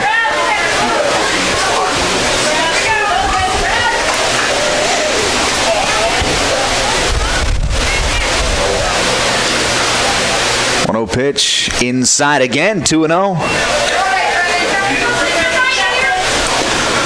The game-tying run is at second base, and Grantham with good speed. Anything hit into the outfield, he could score on. 2-0 pitch, fouled straight back and out of play. It'll be 2-1. That is a Crooked Creek Ranch foul ball.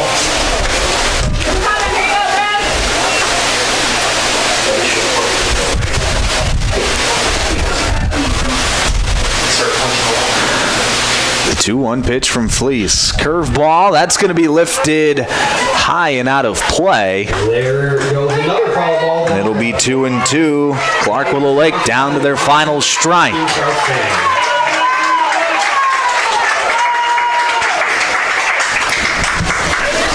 Brevin Fleece trying to get the save here for Groton.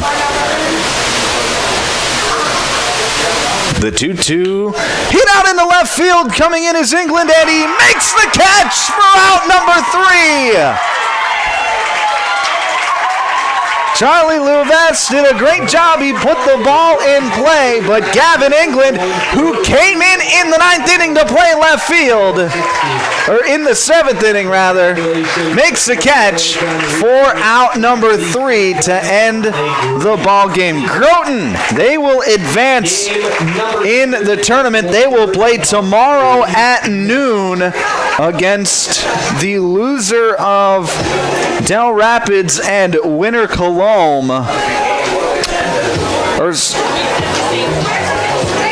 Of game 10, or loser of So Groton moves on tomorrow. They will play. Sorry, I got my times mixed up. I was looking at the bracket wrong. Groton will play tomorrow, 30 minutes after game 1. And they will play the loser of Parkston and SMFC. So I was looking at the bracket wrong, but either way, Groton will play tomorrow around 2 o'clock-ish in that area. And that game will be on KMSD and B103. Clark Willow Lake, they see their season come to an end after a 4-3 loss to Groton Post 39. All right, we're going to send it back to the studio in between games. The next game between Milbank and Dakota Valley will start in about 30 minutes. We say goodbye to our friends from Power 106.3 and Superstar Country B103. To everybody who was tuning in on those stations, flip it on over to KMSD and you'll have coverage of the state tournament for the rest of the day and the rest of the tournament. But Groton, they will move on and play again tomorrow. Clark Willow Lake, they see their season come to an end. All right, Chad, back to you, dude.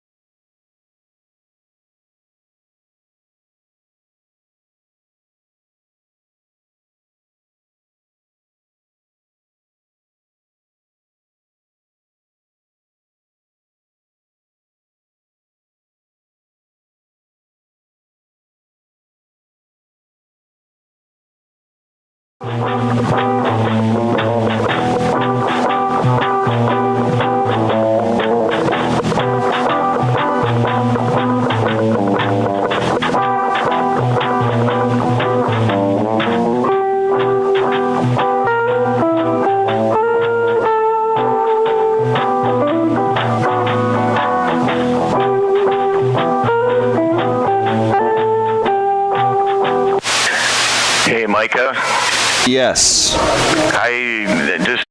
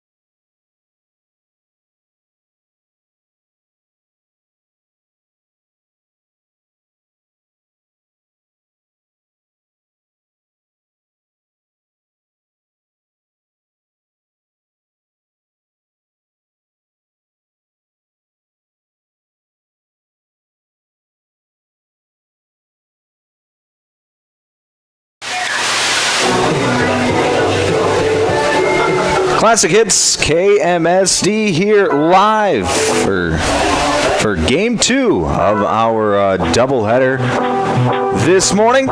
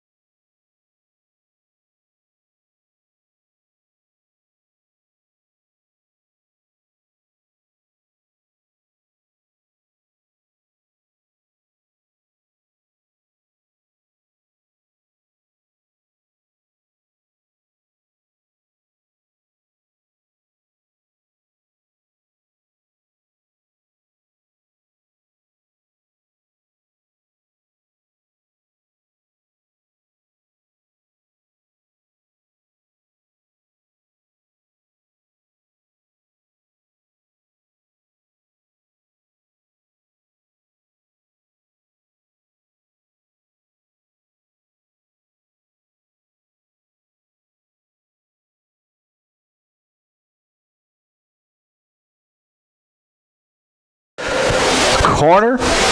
It'll be 1 ball and 1 strike to Jackson Shoulders. Just getting underway here in Milbank. That pitch going to be high, 2-1.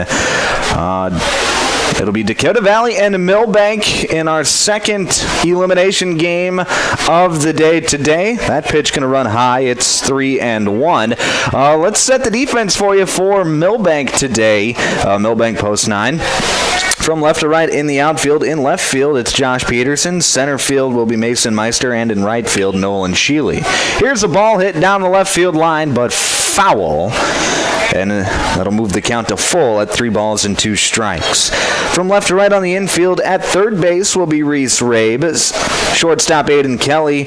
Second baseman will be Mason Allen. And at first base, it'll be Mac Copeland. Behind the dish doing the catching, Tyler Heinge. Taking the mound for Milbank this afternoon is Joe Schulte, and Schulte starts his day off with a walk to Jackson Shoulders. And now it'll be Grady Ramos for Dakota Valley. Dakota Valley yesterday lost a tight one to Parkston by a score of 7-5. They were up 2-0 early in the game, scored in each of the first 2 frames. As the first pitch to Ramos is high, it's 1-0. Then they gave up 3 runs in the third, 2 runs in the fourth, and 2 more in the sixth. Dakota Valley tried to come back. They scored 3 runs in the bottom of the 6th inning, but were unable to score in the 7th and were turned away for the loss. Here's pickoff attempt at first. Back safely is Shoulders. Milbank, they lost to SMFC 8-2 yesterday. Runner takes off. Here's the throw down to second. Not in time. That'll be a stolen base for Shoulders. Pitch was called a strike, so it is 1-1.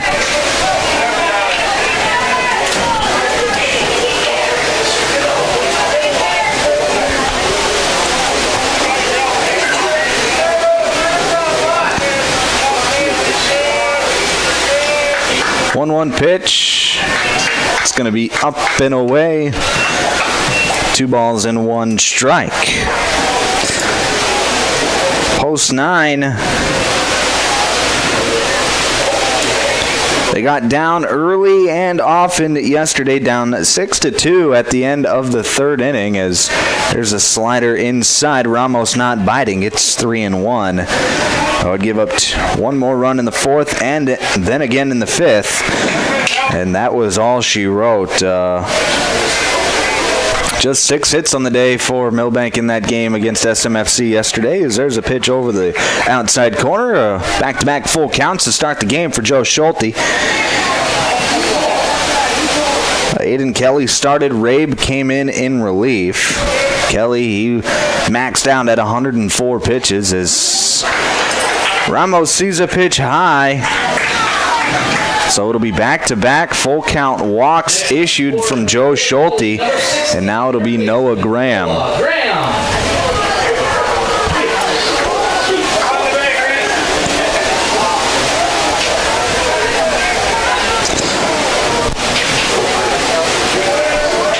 Schulte on the season, let's take a look at his pitching numbers. Leads the team in innings as here's a pop-up on the infield. That's going to be an infield fly. And a throw to second, trying to double off shoulders. And that's going to get into left field, but everybody is just going to stay put. Nice job there by the left fielder, Josh Peterson, of backing up the play. But there is going to be one out now after the infield fly, and it'll be Jack Weesey. But Schulte leads the team in innings and in games started. He's got 8 starts on the year, 4-4 record. He's given up 34 runs, only 18 of which have been earned. Has 50 strikeouts on the year. His ERA at a 3.468. So Schulte has been the certified ace of this squad for Milbank this season. He'll be looking to continue his run of success today. First pitch he throws to Weesey is going to run inside and catch Weesey on the elbow. That's going to be a hit by pitch. And now the bases are going to be loaded with just one out. For post 319, number 8, pitcher, Sterling Shaw. So you never want to load the bases, especially early in the game, on 2 walks and a hit by pitch. But the nice part about having the bases loaded as the defenders is you can come home with it and get an out at home, cut a run off, and that's what Milbank is trying to do as the infield is playing in. Sterling Schaff, left-handed batter, step into the plate. He sees a strike over the outside corner. It snowballs in a strike. Here's the 0-1 pitch. Swung on and missed. 0-2. Schulte, a strikeout pitcher, in desperate need of one right now. Here's the 0-2 pitch. Hit back to Schulte. He's going to come home with it for one. Here's the throw to first. That's going to go out into right field as it's thrown high. 1 run will come in to score. They're waving around the second runner, and he will score. Here's the play at third. Coming in safely is Schaff at third base. So it's a 2-base error on the catcher, Tyler Heinge, as 2 runs come in to score. First baseman, Vincent Hoffman. And the score early on is going to be 2-0 Dakota Valley. That'll be Vincent Hoffman in there for DV. First pitch he sees, curveball in there for a called strike. It's 0-1. Schulte did a nice job of getting the out at first base, but at home plate rather, and then Heinge, the catcher, just got a little too antsy with it, rushed himself, and threw a wild one out into right field as that pitch is in the dirt. Nice block there from Heinge.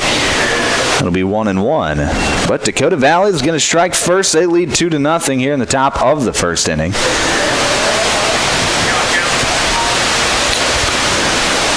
The 1-1 pitch, that's going to be hit to the third baseman. Nice scoop there from Rabe, and he makes a strong throw across the diamond for out number 3. So Dakota Valley is going to score 2 runs on the air. They lead 2-0 as we head to the bottom of the first. We'll take a break. Back in 1 minute here on KMSD.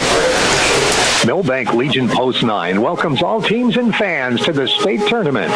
Milbank is the birthplace of Legion baseball, and they're honored to be able to host the event at the new ballpark. What started 100 years ago has grown to over 50 states and Canada, with over 3,500 teams participating. American Legion Baseball, giving players an opportunity to develop their skills, personal fitness, leadership qualities, and have more fun. Play ball. Lewis Family Drug is your one-stop location. In addition to quality prescription and non-prescription drugs with free delivery, Lewis has a huge selection of everyday basics and name brands and specialty items, always at affordable prices. They carry seasonal items, fabrics, crafts, and groceries. Shopping at your local Lewis Drug is more simple and more rewarding than ever. Download the Lewis mobile app to add on-the-go convenience to your errands. Lewis Family Drug. Everyday savings close to home.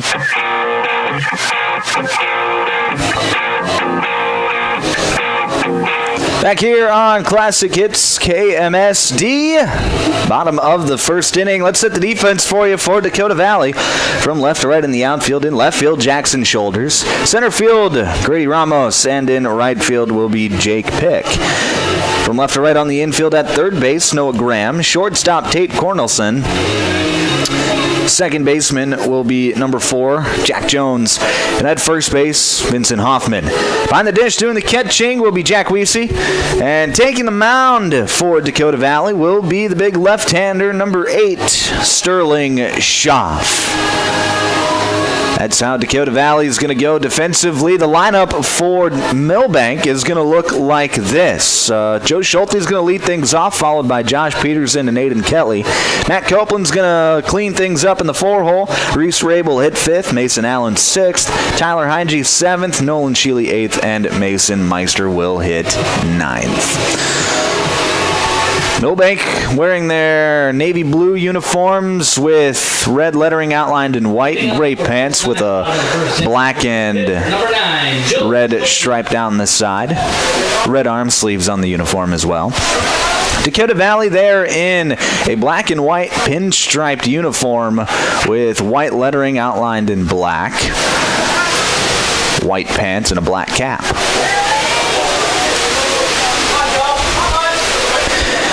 It'll be Joe Schulte, a little lefty on lefty action to start off the bottom half of the first inning. First pitch, fastball on the outside corner, called a strike. It's 0-1.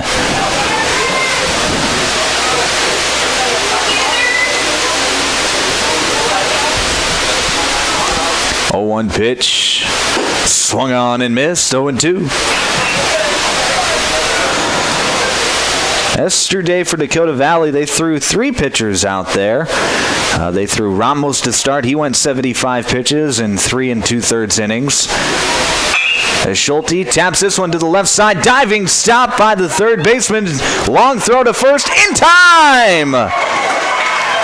Noah Graham flashing the leather and making a strong throw across the diamond. And there's one away. Nice play by Noah Graham at third. Going to bring up the left fielder, number 2, Josh Peterson. Now it'll be Josh Peterson for Milbank, the Milbank left fielder. First pitch he sees is a fastball on outside, 1-0. Noah Graham, he pitched yesterday, went just 24 pitches in 1 1/3 inning. There's a pitch in there for a called strike. It's 1-1. And then Vincent Hoffman finished things off for Dakota Valley. He went 2 innings through 34 pitches, so he is unavailable today.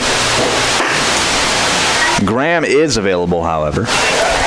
There's a pitch in there for a called strike. It's 2-1. Or sorry, low, rather. 2 balls and 1 strike. To Peterson. Here's the pitch. Fouled away, 2-2.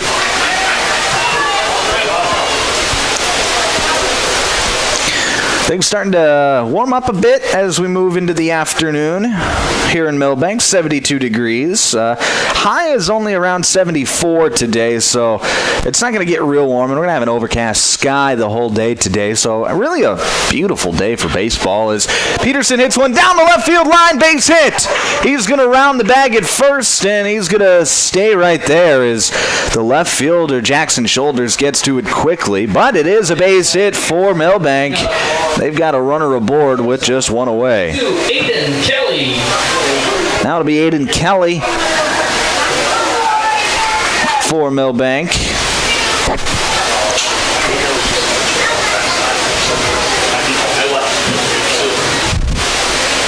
Well, the runner on base, first time in the stretch for Schaff. He comes set, fires, and it's a hit and run action as it goes through the left side of the infield. That's back-to-back base hits.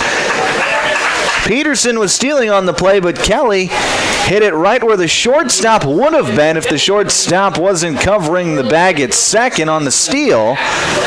Perfectly executed hit and run. And it's 2 runners on base for Milbank with just 1 out. And now it's Matt Copeland.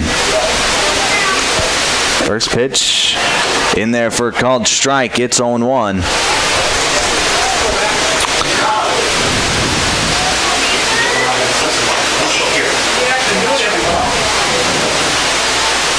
Pitch outside, 1-1. And Schaff, he's got kind of a funky delivery. The left-hander, he has a big leg kick, and he kind of hunches down and whips his arm across his body.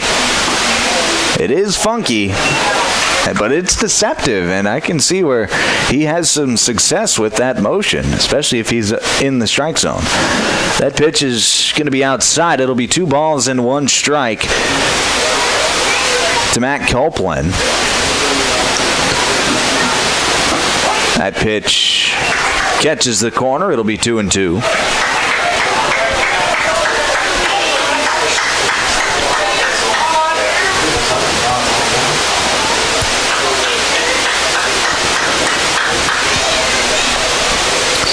The 2-2 pitch from Schaff with 2 runners on. Copeland's going to foul it away. Oh, we'll do 2-2 again.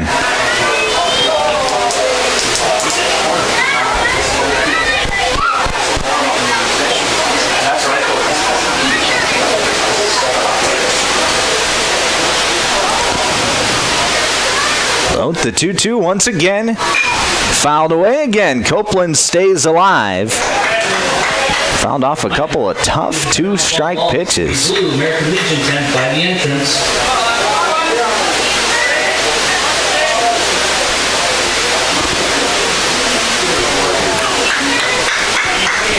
2-2 again. There's a big slider that goes outside. It'll be 3-2 now.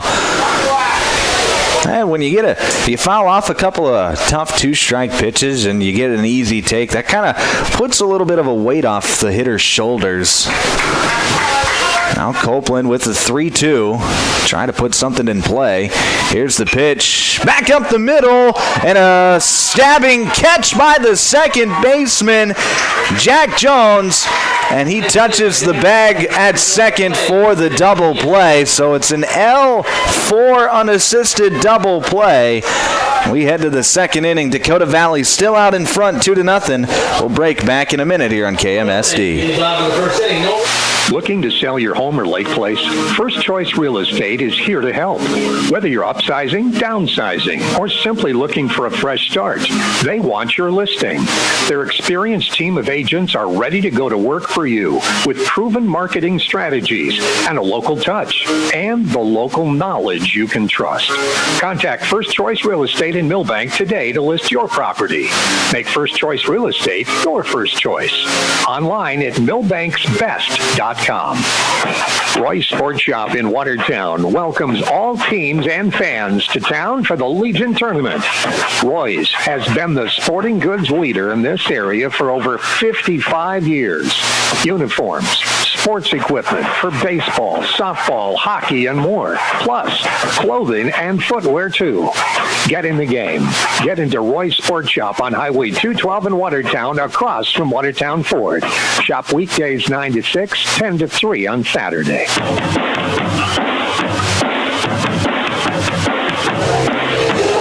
Back here on Classic Hits KMSD.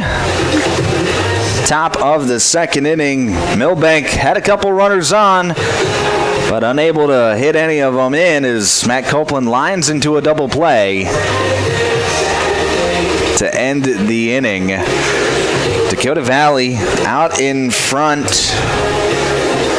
2-0 after a 2-out error.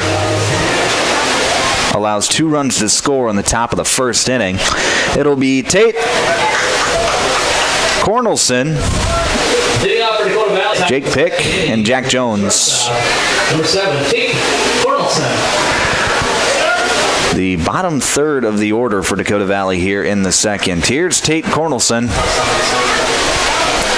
First pitch he sees from Joe Schulte is a fastball in the dirt. It's 1-0.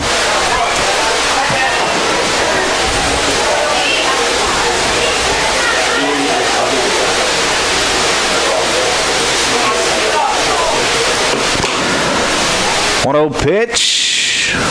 Fastball on the outside corner called a strike. It's 1-1. That's what you're going to see from Schulte. It's not overpowering speed or velocity on his pitches, but he locates, keeps hitters off balance with a curveball. That pitch is low. It's 2-1. Just around the strike zone most of the time. And a lot of times in Legion baseball,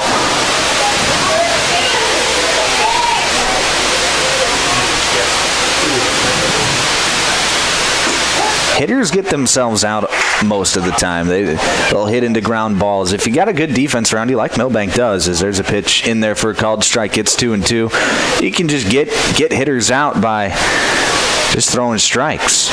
There's a pitch in the dirt, it's 3-2. But another full count. Already the third full count for Joe Schulte today, through 1+ innings. Here's the 3-2 fastball, swung on and missed. Schulte gets the strikeout. There's one away. Went with the fastball above the letters. Cornelson unable to hold up. Waves through the fastball. There's one down. It'll be Jake Pick, right fielder for Dakota Valley. He sees a pitch just a bit outside. It's 1-0.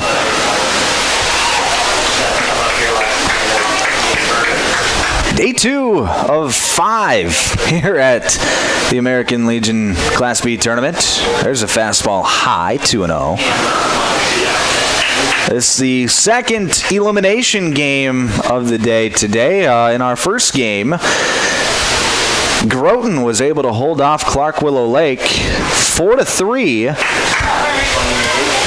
to advance to play again tomorrow. Clark Willow Lake, their season is completed after that game. Here's the 3-0 pitch. Fastball on the corner called a strike. It's 3-1. Now both these teams fighting to stay alive as well. Winner will move on to play at noon tomorrow. Loser will see their season come to an end. There's another strike on the outside corner. Another full count now for Joe Schulte.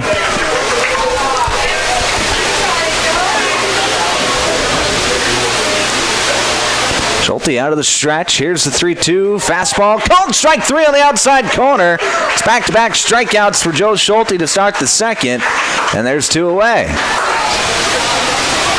Now batting for Dakota Valley, number 4, second baseman, Jack Jones. Now to be the second baseman wearing number 4, Jack Jones.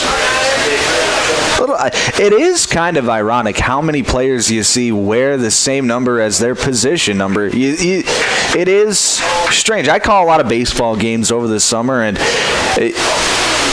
you look at a scorecard and you see, oh, that guy is wearing number 4 and he's playing the number 4 position. That can't happen too often. It happens more often than you think. Right now, Jack Jones ahead in the count, 2 balls and no strikes. 2 down here in the bottom of the second. 2's all over the place. Here's the pitch, fouled straight back, 2-1.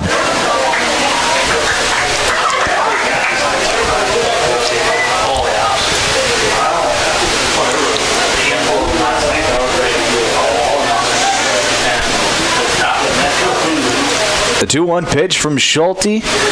That's a curveball that stays high.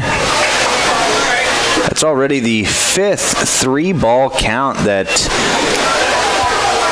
Schulte has gotten into tonight. You want to talk about efficiency. Right now, Schulte, not that. Here's the 3-2. That's going to run high for a ball. And it'll be a walk to Jack Jones, and that'll bring up the top of the order with Jackson Shoulders. But now Heinze wants to go out. He wants to talk to his guy. Like, hey, man, settle down. I don't know what Schulte or Heinze's probably just like, I don't know what your issue is today, but, hey, we got to settle down, get it in the zone, man. Quick meeting. Here's Jackson Shoulders. Walked and came around to, walked and was thrown out at home on a force play. Here's pickoff attempt at first. Back safely is Jones.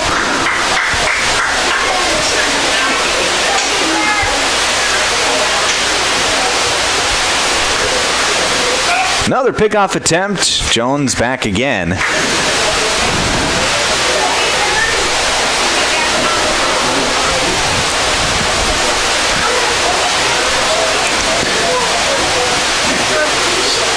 Here's the first pitch to Shoulders, fouled straight back. It'll be 0-1. Nice pitch there from Schulte to get ahead in the count, something he hasn't done a whole lot of today. At least through 1 2/3 innings. 0-1 pitch, runner takes off, throw down to second. It is not in time. The throw is there, but second baseman Mason Allen unable to get the tag as he caught it quite a bit in front of the bag. The pitch was a ball, so it'll be 1 ball and 1 strike to Shoulders with a runner in scoring position. Here's the pitch. Curveball down. It's 2-1.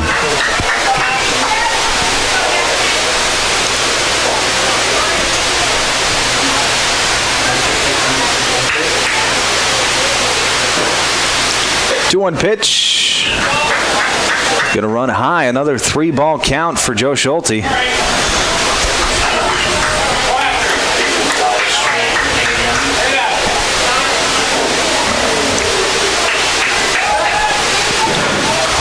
Pickoff attempt at second, but Jones back safely. Schulte, he is already up to, this will be pitch number 40 on the day. Give Dakota Valley credit. They have not chased out of the zone real often. So here's a pitch high. That's going to be ball 4. So back-to-back walks after getting back-to-back strikeouts to start the inning. Walk the shoulder, brings up the and now it'll be Grady Ramos.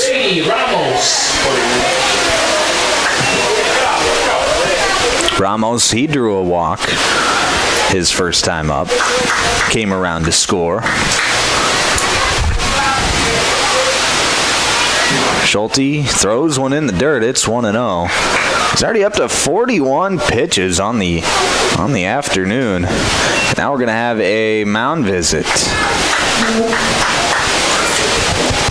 As Brady Femling, one of the assistant coaches for Milbank, going out there to just settle his guy down. Just a one-on-one meeting. Ron and Kim Krause family and 203 Realty.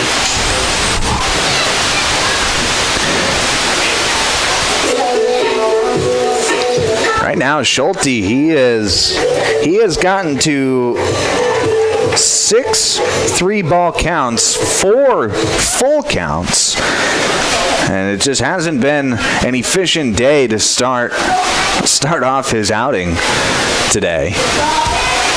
We're ready to go. 1-0 pitch to Ramos. Here it is. There's a curveball. Gets it over the plate. It's 1-1. Nice pitch there from Schulte. And sometimes hasn't thrown that curveball a whole lot, but the times he has thrown it, it's looked nice. Sometimes you just got to go with your off-speed pitches if your fastball just doesn't have it. Fastball high. It's 2-1. And your secondary pitch can turn into your primary pitch if that's what you're throwing over the plate for strikes, and that's what you're being effective with. 2-1 pitch, fastball swung and fouled. It'll be 2-2.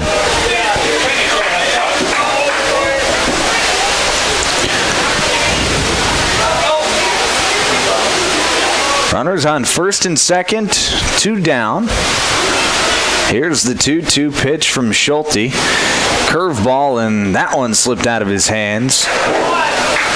Easy take there for Ramos, and it's 3-2.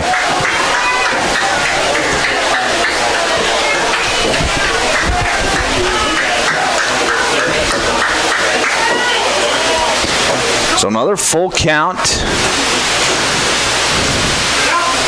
Runners take off. Here's the pitch. Swung on and missed. Heinge hangs on, and it'll be a strikeout to end the inning. Schulte strikes out the side, and he leaves 2 runners stranded. We head to the bottom of the second. The score remains 2-0. Back in a minute here on KMSD. 2 runners left. Calling all anglers and adventurers. Discover the ultimate convenience store at Jurgen C-Store in Wilmont. New to our lineup, live bait. That's right, we've got fresh minnows and wriggling worms to help you hook the big one. But wait, there's more. Our deli serves up savory burgers, mouth-watering Piccadilly pizza, snacks, cold beverages, and a whole lot of yum. And don't forget to top off your tank while you're here. Fill up your car, pickup, and boat with top-notch gas so you can hit the road or the water without missing a beat. For all your fishing and fueling needs, there's only one name to remember, Jurgen C-Store in Wilmont. Another great Stills and Oil Company C-Store. Let the adventure begin. Hi, Darren Mertens here from Milbank Ford. We have a great new inventory on hand here, so come in, check them out, take a test drive, and have Chuck work out a great deal for you for some new transportation. We also have a lot of very nice pre-owned units. If you are in the need of service, call in and talk to Gene, Ryan, and they will take care of all your maintenance and repair needs. 605-432-4525 or milbankford.net. Milbank Ford, West Highway 12 in Milbank.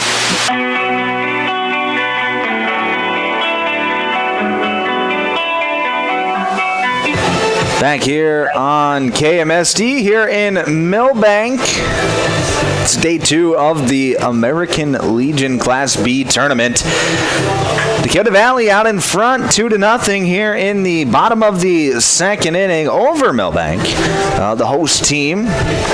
Host teams for the state tournaments, they get an automatic bid into the state tournament.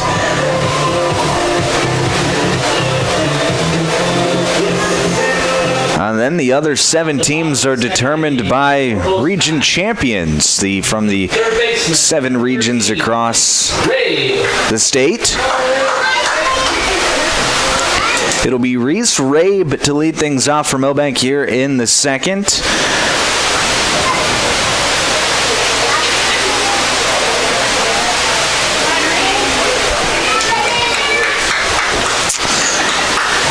First pitch to Rabe is going to be a fastball outside. It'll be 1-0. Milbank had a couple runners on last inning, but a double play. Matt Copeland lined into a double play to end the inning as that pitch is outside. It's 2-0 to end the inning and stall out what could have been a Milbank rally. 2-0 pitch inside, 3-0.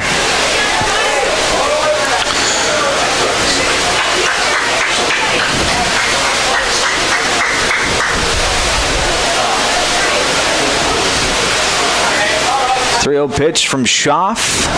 Fastball low, and it'll be a 4-pitch walk to Reese Rabe to start off the inning. Rabe will bring up the second baseman, number 3, Mason Allen. That'll be Mason Allen.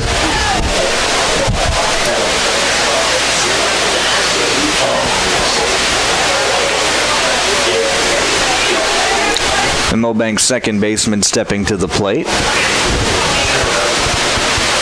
First pitch to Allen. He squares around a bunt. Runner looked like he was taking off for second. Now a throw to first, but back safely is Rabe. The pitch was high for a ball, so it'll be 1-0.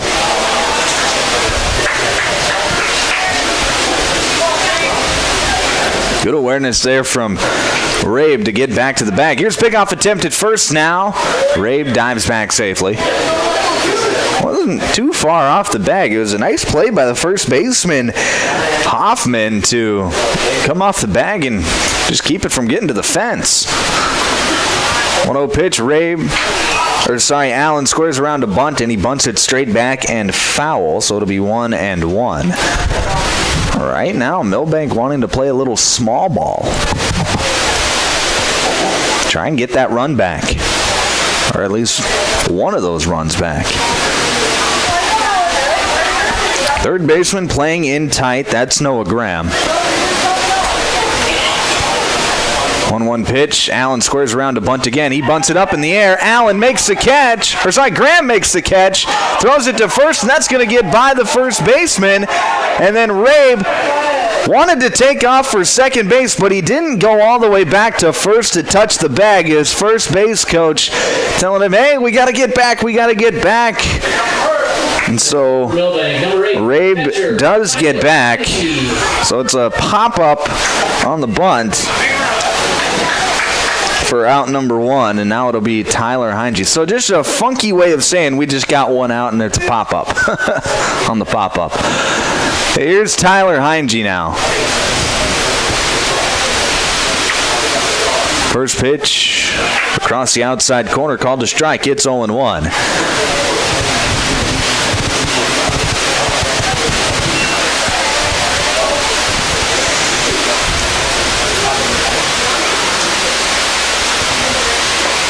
That pitch in the dirt. Nice block there by Weesey. But it's 1-1. Really nice block by Weesey on a pitch in the dirt.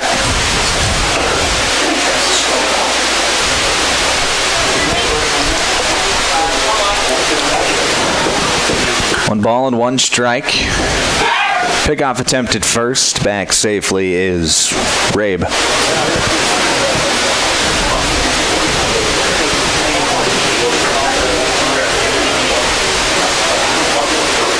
One pitch, fastball across the letters, called to strike. It's 1-2.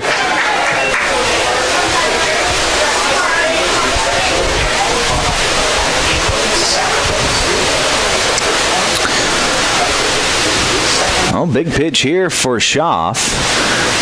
1-2 pitch, fastball stays high. It's 2-2.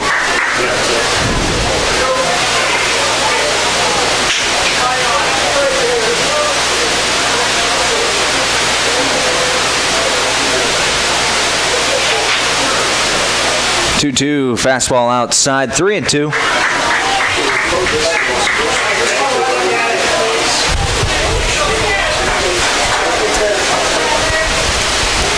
So full count now to Tyler Heinge. The 3-2 swung on and missed. That'll be a strikeout for Sterling Schaff, and there's two away here in the bottom of the second. Now batting for Milbank, number 5, right fielder Nolan Sheely. It'll be Nolan Sheely to step to the plate for Milbank. Sheely's first plate appearance of the afternoon. First pitch swinging and missing. It's 0-1. Milbank got the leadoff runner on, but nothing in the two batters since. There's a pitch inside. It's 1-1. All right, now we're seeing from both of these pitchers a little bit of a difficulty getting the ball over the plate consistently. As there's a pitch swung on and missed. 1-2. Schaff has been more consistent than what Schulte has been, but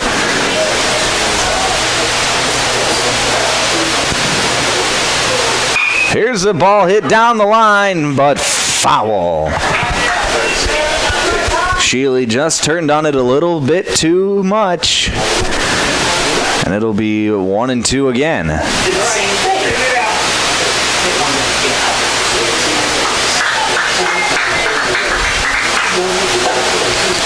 Here's a 1-2 pitch. Fastball popped up on the infield. Calling everybody off is the first baseman, Vincent Hoffman, and he makes a catch behind the mound for out number 3. So we head to the third. Score remains 2-0 Dakota Valley over Milbank.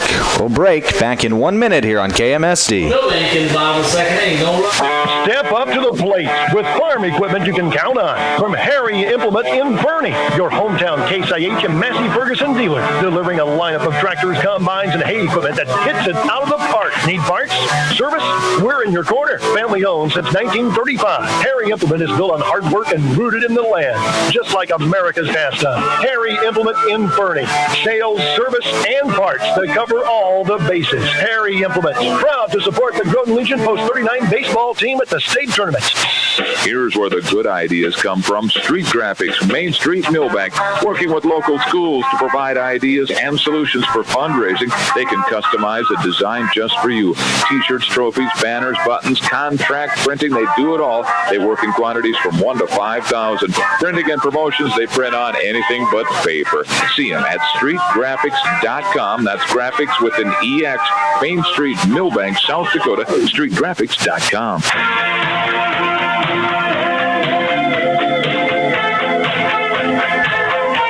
Back here on Classic Hits, KMSD, 95.1 FM, 1510 AM, KMSD, Milbank.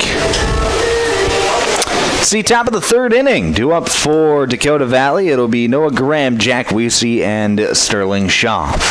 Batting for Dakota Valley, number 16, third baseman Noah Graham. Noah Graham, he hit into an infield fly his first time up.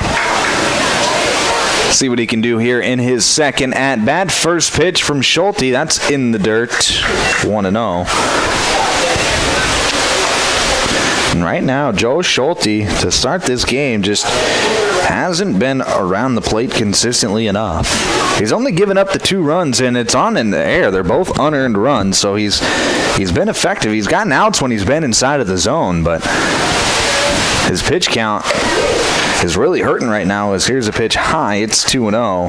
As he's up to 49 pitches through 2+ innings already. You're only allowed 105 in a day, so just keep that in mind. So there's a pitch high. It's 3-0.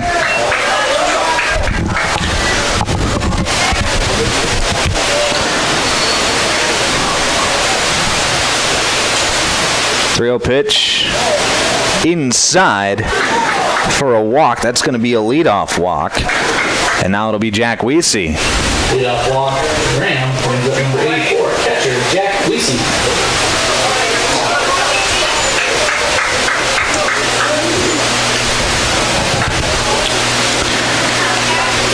Weesey was hit by the pitch his first time up.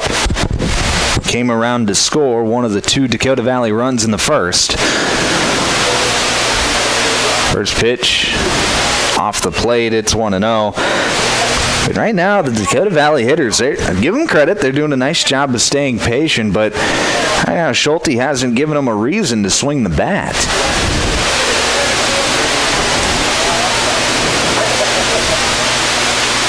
One-0 pitch. Fastball inside. It's 2-0.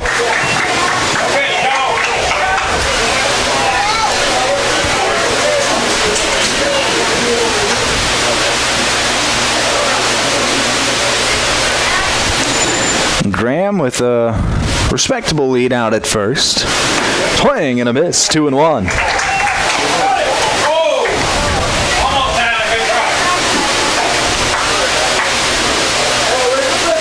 Two balls and a strike to Jack Weesey, the Dakota Valley catcher.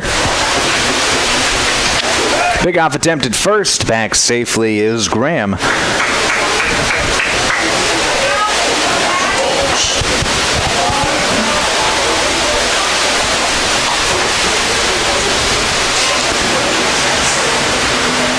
Schulte comes set. Looks once. The pitch, curveball in there for a called strike. Nice pitch there from Schulte. And it's 2-2.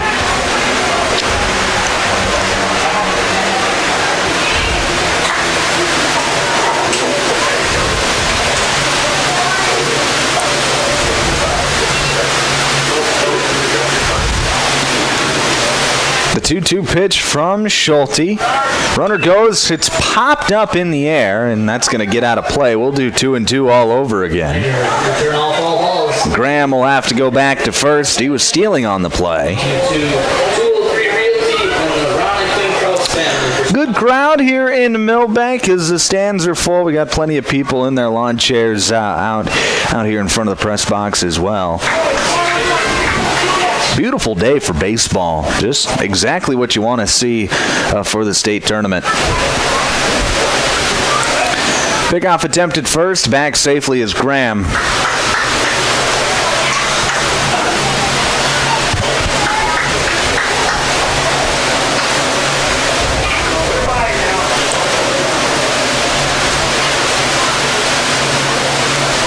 Runner goes again. Here's the pitch. High. Throw down to second. Doesn't matter as it's a walk. Jack Weesey took off as if it was ball 4. But it was only ball 3, so that gets it to a full count. Graham was able to steal the bag safely at second. I think one could argue that had Heinge made contact with Weesey, he was well across home plate during the live play. Could have been called out. Now here's the pitch. That's going to be high, and that's going to be ball 4. So another walk issued from Joe Schulte. Number 8, Sterling Schaff. And that'll be the pitcher, Sterling Schaff, stepping to the plate now.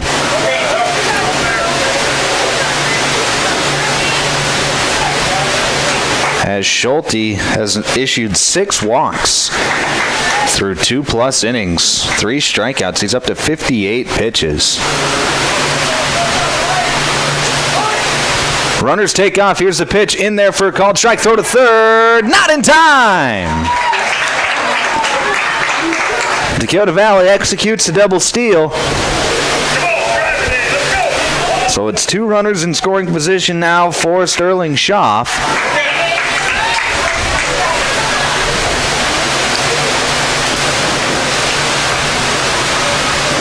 The 1-0 pitch, check swing, did he go? They say no. It'll be 2-0.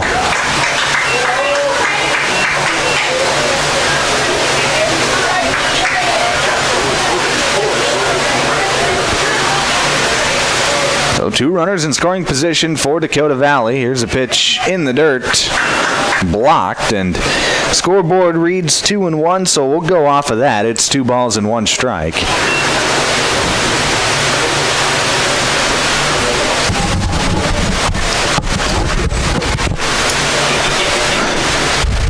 The 2-1 pitch, fastball in there for a called strike. 2-2. So this is a strikeout situation for Schulte.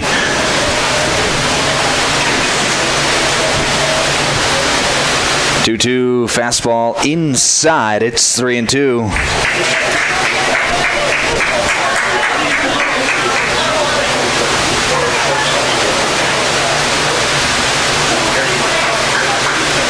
Full count. 3-2 pitch popped up on the infield. Heinge behind home plate in foul ground makes the catch. Nice play there from Tyler Heinge. Shot falls out to the catcher. We're out number 1. Bring up the first base. And now it'll be Vincent Hoffman for Dakota Valley. That ball was hit sky high, straight up into the air. And almost, those are just one of those impossible plays for catchers, but Heinge made it look easy. And the first pitch to Hoffman is in there for a called strike. It's 0-1. So an unproductive out from Dakota Valley. That's exactly what Schulte needed. As here's a tapper. That hit Hoffman in the box. So it'll be 0-2. So now a strikeout situation for Schulte still. Finds himself way ahead in the count, but with his pitch count the way that it is, you got to go right after these hitters.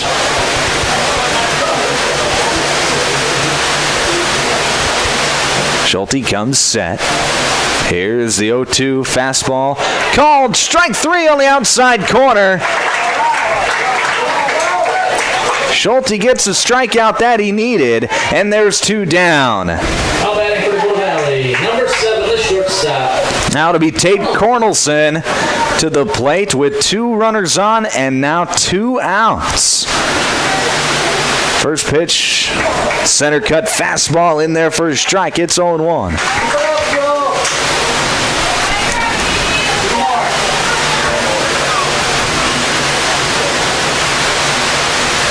That fastball runs high, 1-1.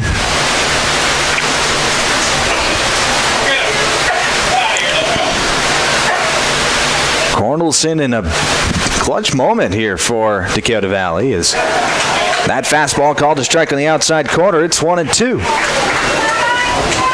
Cornelson didn't like the call, takes a bit of a walk, now steps back into the box. The 1-2 from Schulte, fastball dips below the zone. It's 2-2.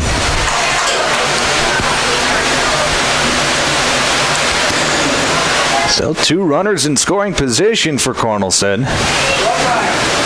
2-2, fastball outside. It'll be 3-2. It's another full count here for Joe Schulte. Here's the 3-2 fastball. That's going to run high.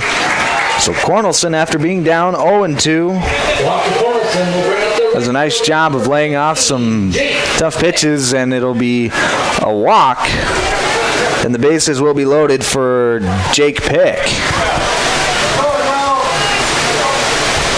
Pick struck out his first time up. He sees a strike to start the at-bat here. It's a fastball over the outside corner. 0-1.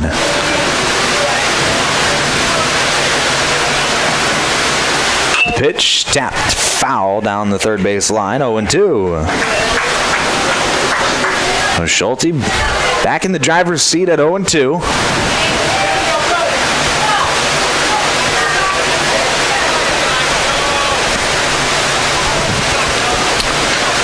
Jake Pick looking to come in clutch for his Dakota Valley team. Here's the 0-2 pitch, fastball, called strike 3 on the outside corner. Joe Schulte with another strikeout ends the inning and leaves the bases loaded without any harm. We head to the bottom of the third. Score remains 2-0. We'll take a break. Back in a minute here on KMSD. Dreaming of a getaway? Escape to Schmidt's Landing on beautiful Big Stone Lake. Whether you're casting for walleyes, perch your bass, or just enjoying the stunning views, Schmidt's Landing has something for everyone. Relax in comfortable lakeside suites, or set up your camper or tent for a long weekend. How about spending this summer at your seasonal RV spot? There are also boat and pontoon rentals, plus a fully stocked C-store with bait and license. Discover a family adventure or a peaceful retreat at Schmidt's Landing. Visit schmidtslanding.com and like them on Facebook. This summer in Milbank, the crack of the bat and cheers from the stands bring us all together. Whether you're watching your grandkid hustle to first base or catching a game under the lights, Milbank Eye Care is here to help you see it all. No squinting required. From clear glasses to summer shades, they'll help you catch every moment in sharp focus.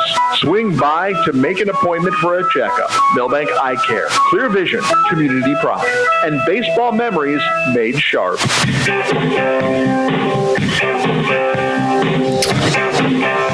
Bottom of the third here in Milbank.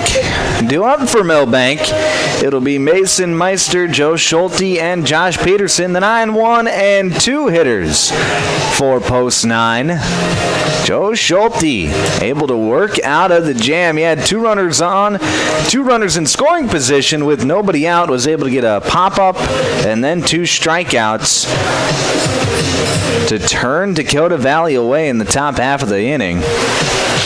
Now we'll see what the offense can do for Milbank. It'll be Mason Meister to lead things off, getting his first plate appearance of the day. Number 7, Mason Meister.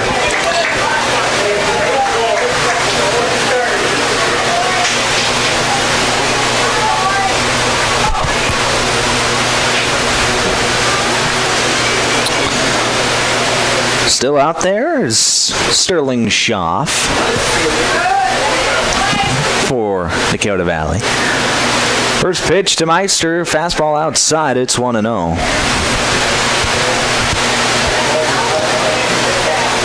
Schaff, he's up to 36 pitches on the afternoon so far. That pitch runs in, it's 2-0. This just game 2 of our 4-game quadruple header, or I guess you could call it, as there's a swing and a miss. It's 2-1. After this game, we'll have a bit of a break, and then we'll come back for the evening session at 4 o'clock. As that pitch runs low, it's 3-1. That game at 4 o'clock will feature Del Rapids and Winter Colomb. As Meister draws the walk, that'll bring up the top of the order with Joe Schulte. And actually, we're going to have a mound visit. The top of the order, number 9, pitcher, Joe Schulte. They're going to have a mound visit, and we'll see if we'll have a pitching change or not. And he calls out to the right fielder. We will have a pitching change. So we'll take a break. We'll tell you who the pitcher is after that break. We'll be back in just 1 minute here on KMSD. When Mother Nature turns up the temperature, we all feel the heat. It can add stress to almost everything, including the energy resources we rely on. Otter Tail Power Company reminds you there are easy ways to help. Use only necessary lights and turn them off when you leave a room. Turn your AC thermostat up a few degrees. And use window coverings to block the heat of the sun during the day. Visit otpco.com/tips for more ideas on how to stay cool. Together, we can all make a difference to help beat the heat. Looking for your next ride? Our Motors in Aberdeen is now offering 0% financing for qualified buyers on select Nissan Rogues, Pathfinders, and Muranos. Plus, don't miss great deals on Toyota Tacomas and Tundras. They're the home of the lifetime warranty, so you can drive with confidence for miles to come. Stop in and see Barry Keith at our Motors just across from the airport in Aberdeen, or call 605-725-8624. Proud to support the Groton Legion Post number 39 baseball team. Good luck in the region tournament.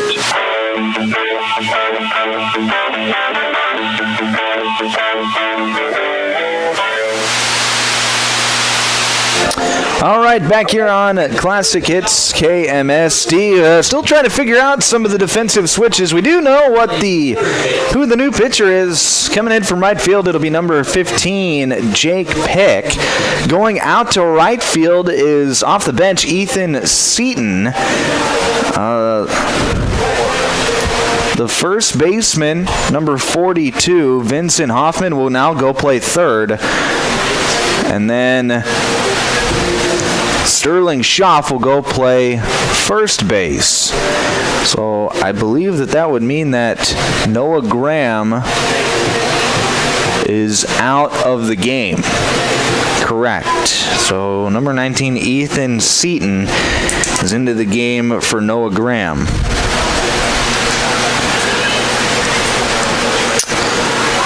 But the new pitcher for Dakota Valley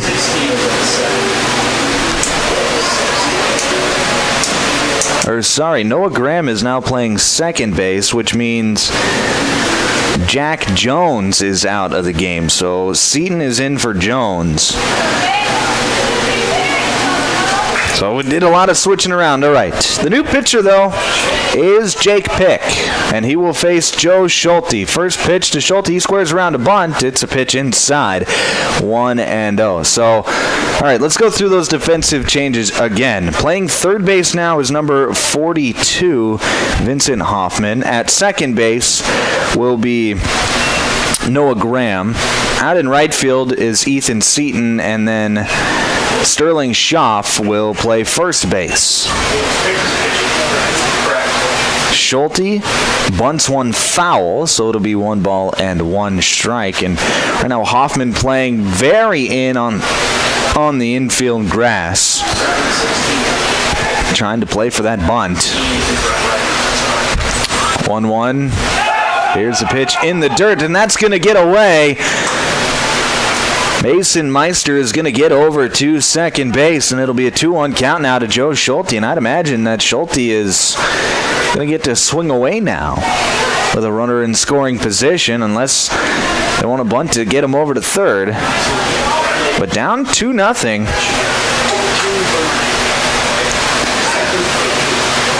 I almost feel like you want to get a rally going instead of a sacrifice.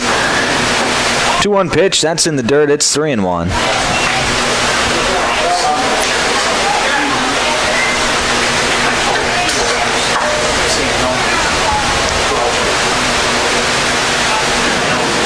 We got 3 games tomorrow, 2 games on Monday, and then 1, possibly 2 games on Tuesday as well. As here's another pitch in the dirt.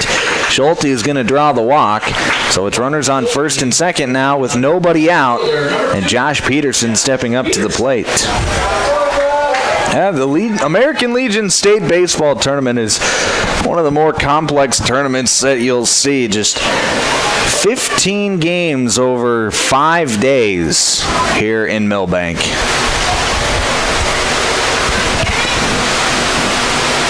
First pitch to Peterson. He squares around to bunt. He gets it down, but foul. And it'll be 0-1. And right now, Milbank wanting to play the small ball game. Trying to just put runners in scoring position and put hitters in an opportunity to drive in runs.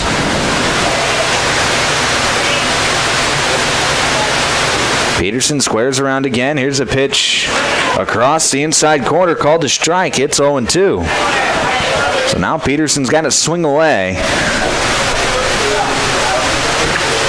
And that's the thing about bunting is you're down to 0-2 and you really haven't seen any pitches because you've been up there trying to bunt.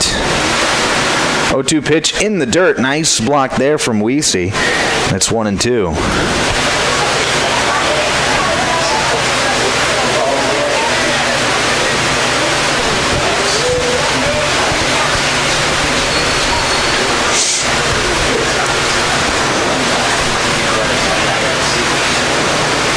1-2 from Picks. Swung on and missed, and Peterson is down on strikes. And there's one down here in the bottom of the third. Number 22, shortstop, Aiden Kelly. That'll be Aiden Kelly now for Milbank. In a big situation with 2 runners on, now 1 out. Milbank trailing 2-0. Here's a fastball just off the plate. It's 1-0.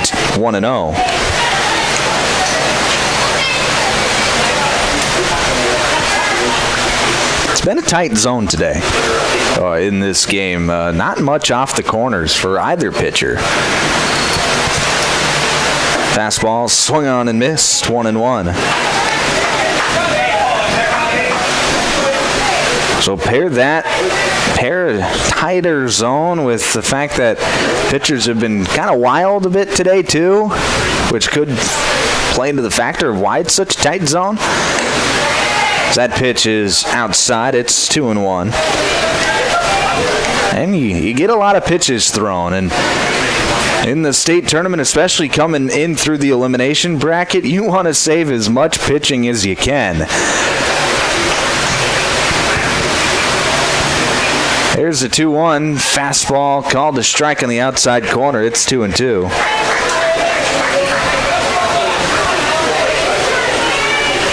And a team like Dakota Valley, they got their 9 starters, but they've only got 2 bench players here. 11 guys total available on the roster. Here's the fastball called strike 3 on the outside corner. Back-to-back strikeouts for Pick. And there's 2 away. Now it'll be Matt Copeland. Number 11, Matt Copeland. Mack lined into a double play to end that first inning.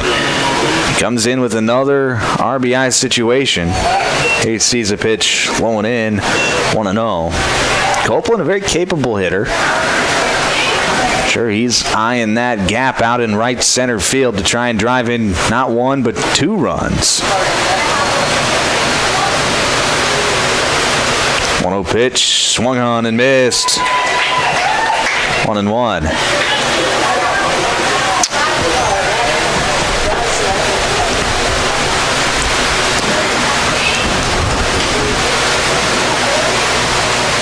Here's the 1-1 in the dirt, 2-1.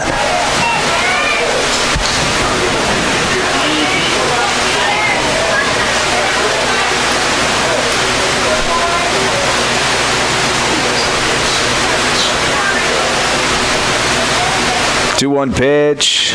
There's a high drive out into right field. Ranging over is Seaton, and he makes the catch near the foul line for out number 3. So, Milbank gets the first 2 runners of the inning on, but unable to score any runs.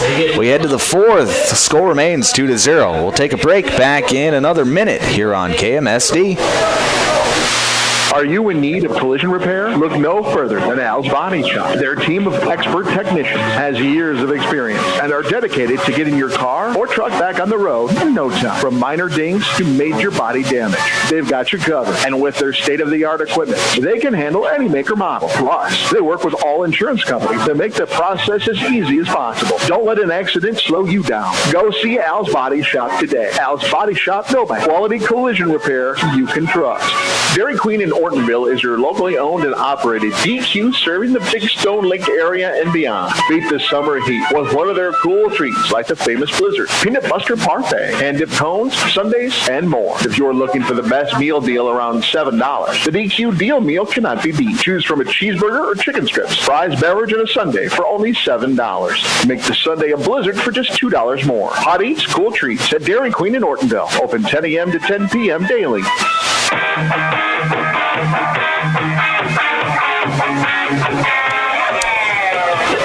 Back here on Classic Hits KMSD inside of Legion Park here in Milbank, South Dakota at the American Legion Class B State Tournament. It's the top of the 4th inning. Due up for Dakota Valley, it'll be Ethan Seaton. And then the top of the order, Jackson Shoulders and Grady Ramos. Seaton will see his first plate appearance of the day. He just substituted into the game into right field in the bottom of the 3rd inning. So we'll see what Seaton can do. Joe Schulte still out there for Milbank. At this point in the game, you just want to see how many outs he can get. There's a strike over the outside corner. It's 0-1. It starts with throwing strikes. You got to be able to get the ball to the plate, get hitters to be aggressive in the game. But so far, neither team has been real aggressive up at the plate. As there's another strike in the outside corner. It's 0-2. We've seen a lot of walks, a couple of hit batsmen as well. 0-2 pitch from Schulte, curveball, fouled straight back. We'll do 0-2 again.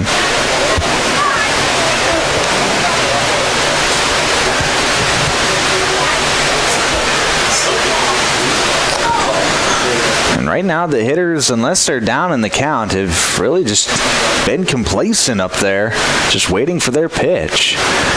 0-2, fastball outside, 1-2.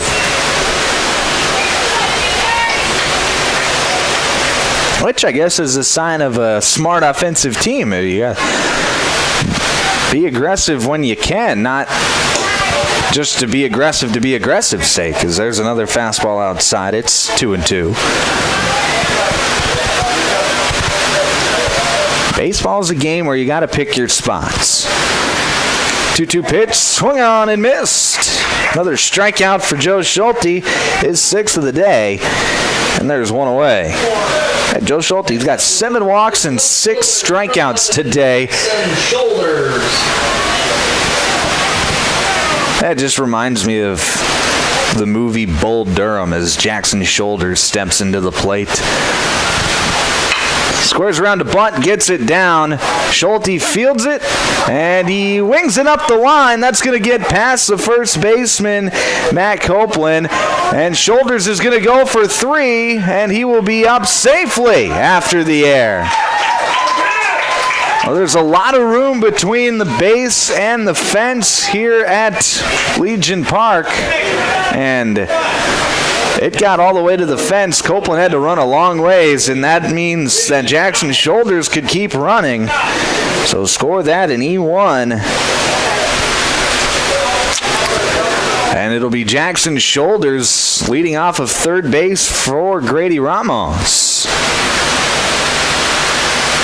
Ramos, first pitch swinging, fouls it straight back. It's 0-1. That foul ball sponsored by Birch Miller Post 9. Please return it to the Blue Legion tents by the entrance.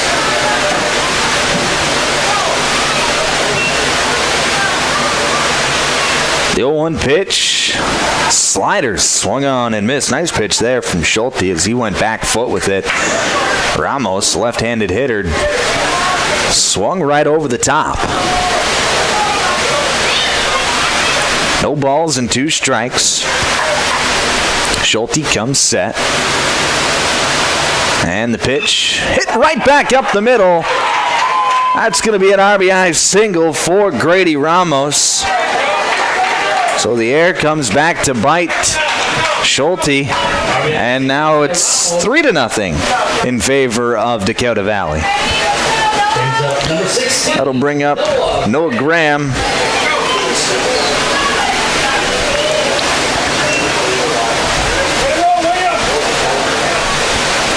Graham 0 for 1 with a walk.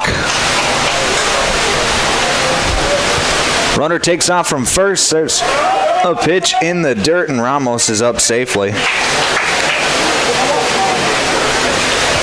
A 1-0 count now to Graham.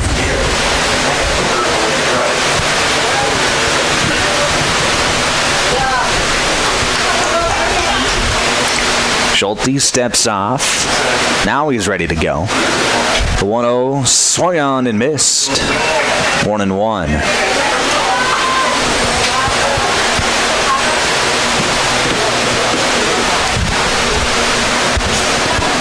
Pickoff attempt at second. Back safely is Ramos.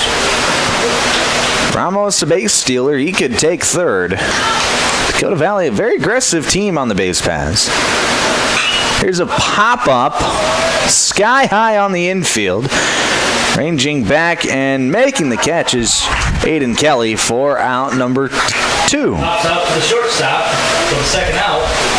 Now it'll be Jack Weesey. We'll bring up number 84, Jack Weesey. Weesey, he's yet to record an at-bat. He's been hit by a pitch and walked today. Has a run scored as well. I'll be looking to drive in that run from second base. First pitch, fastball up. It's 1-0.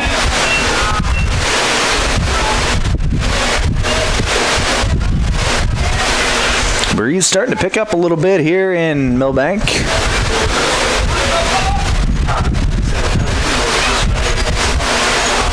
One-0 pitch. Fastball inside. It's 2-0.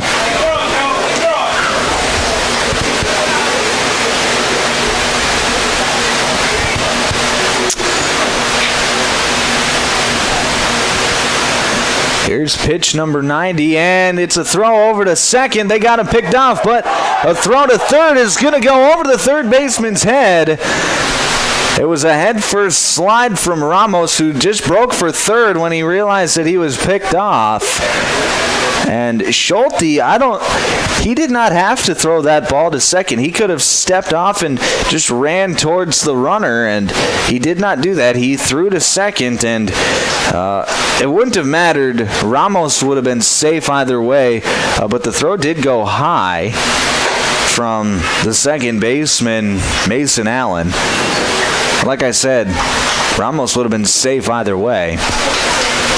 Here's pitch high. It's 3-0 now, and that was pitch number 90 for Joe Schulte here in the fourth inning. There's a pitch in there for a called strike. It's 3-1. You see Ramos is dancing over there at third base.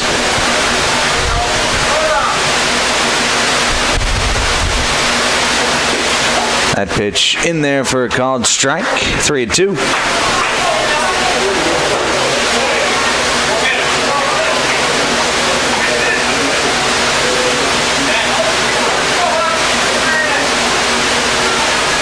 Oh, big pitch here for Schulte. Here's the 3-2 fastball popped up in foul ground, and that's going to get out of play. So we'll do 3-2 again. That foul ball sponsored by Crooked Creek Ranch. Please return it to the blue Legion tents by the entrance.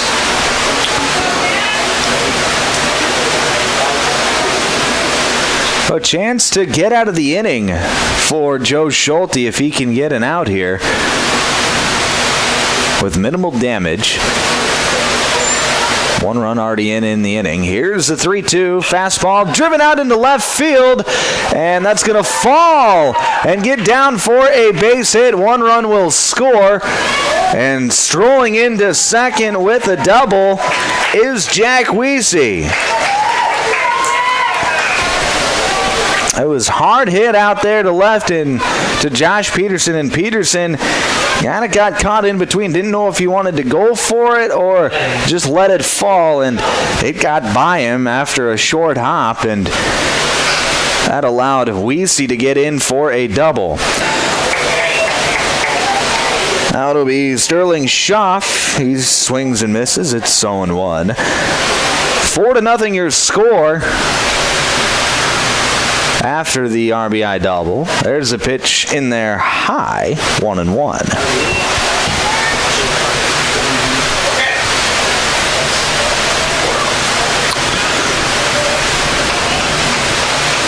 The 1-1 in there for a called strike on the outside corner.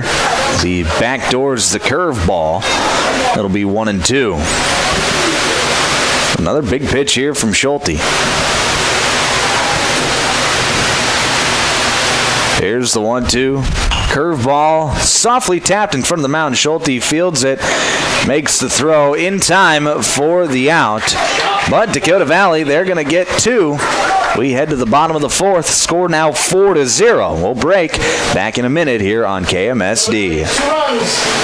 Dakota Country Ag Service in Milbank is your local Pioneer seed dealer. Dakota Country is now offering soil testing, and they have winter wheat and rye available. Dakota Country also has inoculants for hay silage, both soluble and dry, and inoculants for baling hay as well. For more information or to schedule an on-the-farm visit, call Paul 605-467-0715 or Riley 605-949-417. Dakota Country Ag Service, your local Pioneer seed dealer in Milbank.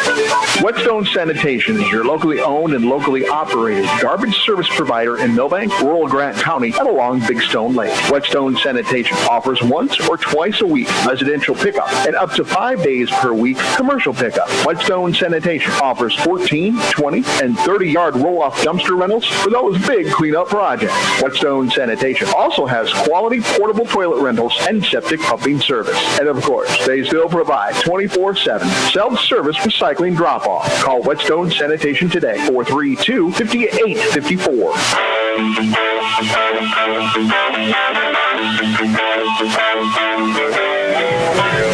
Back here on KMSD, here at the American Legion Class B Baseball Tournament. I'm Micah Warrington.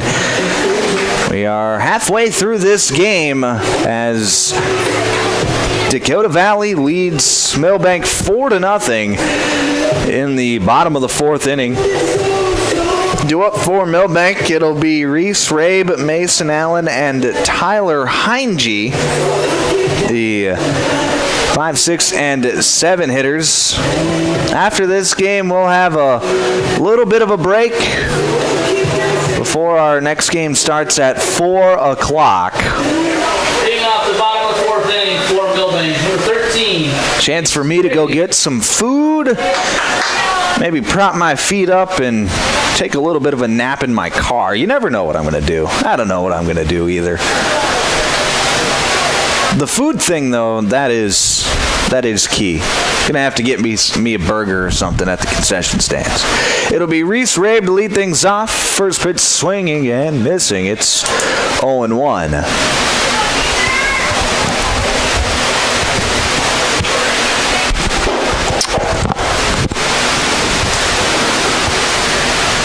Milbank down 4-0. Got to get something going here. So there's a pitch off the plate. It's 1-1. They've had a couple of opportunities to score, but haven't been able to break through quite yet.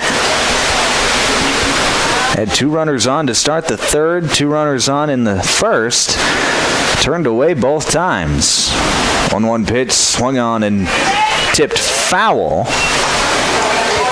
So it'll be 1-2.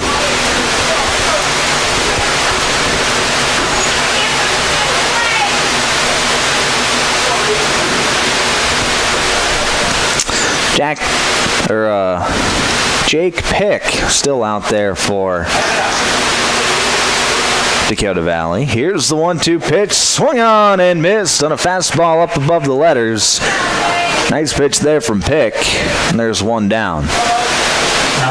That'll bring up Mason Allen, the second baseman. Mason Allen. Allen popped up his first time on a bunt attempt. They'll get to swing away here, though. First pitch from Pick, curveball, that's going to stay high, 1-0.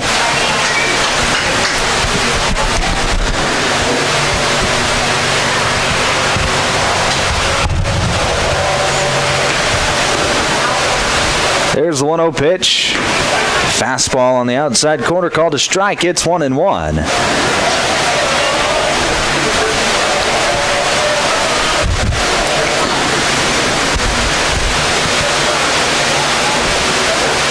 Here's the 1-1 pitch from Pick. Swung on and missed, 1-2. Winner of this game will play tomorrow at noon against the loser of Del Rapids and Winter Colomb. Loser says goodbye to the baseball season as there's a pitch high. It's 2-2. We got 2 more games tonight at 4 o'clock, and then 30 minutes after that, it'll be Del Rapids versus Winter Colomb, and then Parkston taking on SMFC in the final game of the day. Here's a pop-up on the infield, ranging back and making the play is the shortstop, Tate Cornelson. There's 2 down. That one pops up to the shortstop. Now it'll be Tyler Heinge. Catcher, number 8, Tyler Heinge.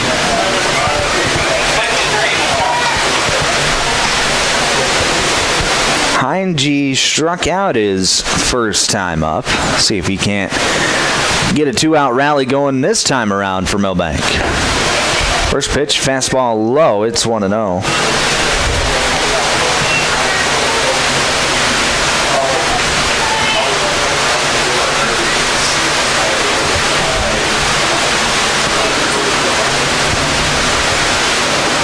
Pitch, fastball on the outside corner, called a strike. It's 1-1. Nice pitch there from Pick.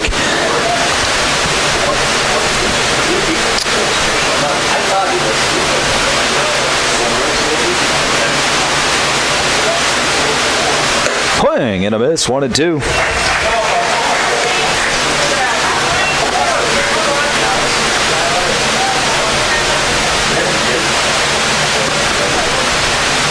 A chance to get out of the inning now for Jake Pick with the strikeout. Here's the 1-2 pitch. Fastball called strike 3 on the outside corner. And Milbank goes down in order. We head to the 5th. Score remains 4-0. We'll break back in a minute here on KMSD. As the temperatures rise this summer, the Millstone Family Restaurant in Milbank has decided if you're melting, we're melting. With their all-new summer menu featuring all things melty. Start with the chicken Parmesan melt with crispy chicken, deep-fried mozzarella cheese on toasted Texas toast. Yum! The cheesy taco wrap and elevated super burrito with Monterey Jack cheese sauce.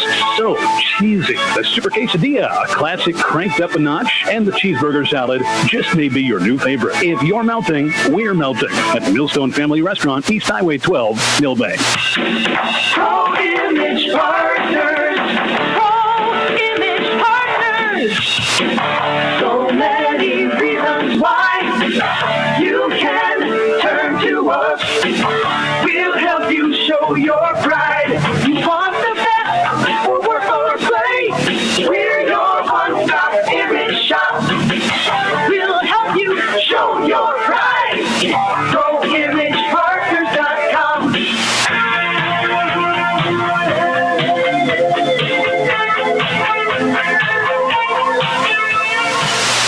back here on KMSD. We do have a pitching change for Milbank. Now into pitch for post 9 will be number 13, Reese Rabe. Aiden Kelly will move over to third, and Joe Schulte will now be the shortstop for Milbank. So Schulte can close the book on his day through 100 pitches today.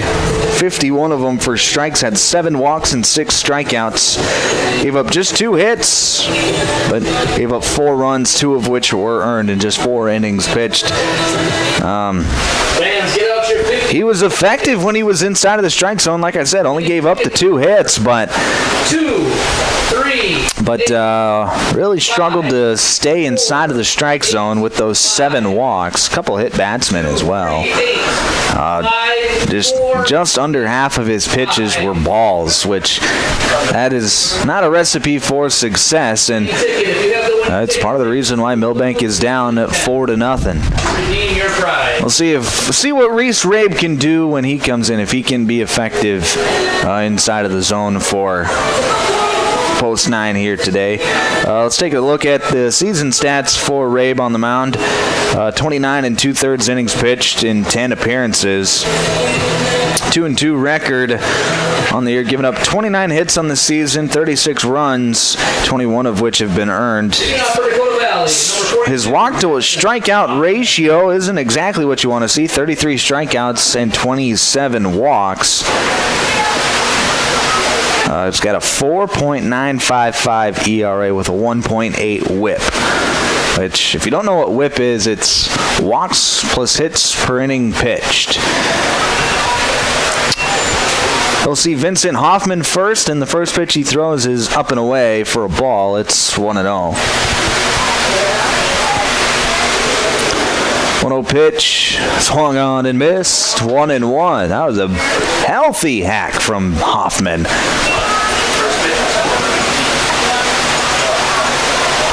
But Milbank's season is on the line now, trailing 4-0 as we head into the final 9 outs that they'll have. As there's a pitch low, it's 2-1.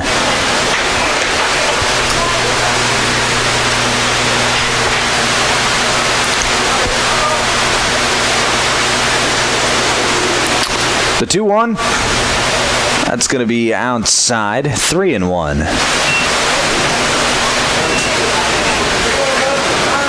The biggest part of the day,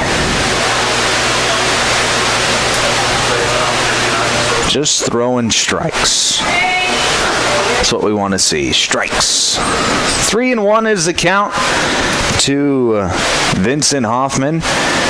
Here's the pitch, tipped foul. It'll be a full count now. That actually went off of Heinge. I think it might have caught him in the shoulder or something, and umpire goes out and lets Rabe pick which ball he wants to use next and whatnot. So just to give the catcher a bit of time to recuperate. All right, we're ready for action. Here's the 3-2 from Rabe. Fastball swung on and missed, and that's going to be a strikeout for out number 1. That'll bring up Tate Cornelson. Number 7, the shortstop, Tate Cornelson. Cornelson 0 for 1 with a walk today. See what Rabe can do. There's a fastball high. It's 1-0. Rabe's got the second most innings pitched on the team, behind Joe Schulte. Here's a ball lifted foul down the left field line. Evens the count at 1-1.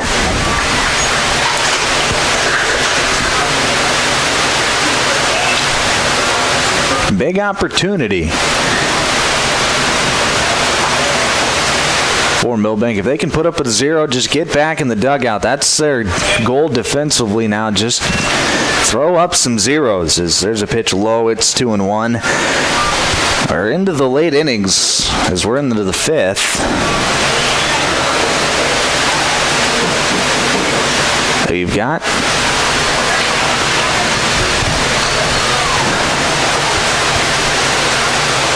some work to do offensively. The worst thing that could happen is you put more on your plate offensively as there's a pitch fouled away. It'll be 2-2.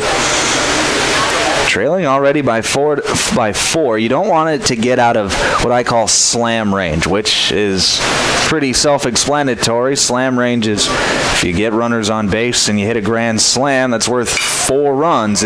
Here's one slapped out into right field. That'll be a base hit for Tate Cornelson. And Dakota Valley's got a base runner with just 1 away. Next up, number 15, Jake Pick. Now it'll be Jake Pick.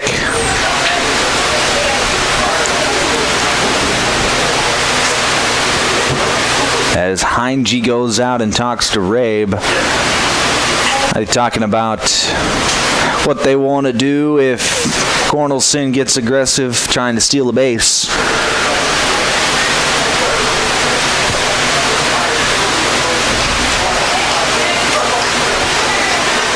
Here's the pickoff attempt. Back safely is Cornelson.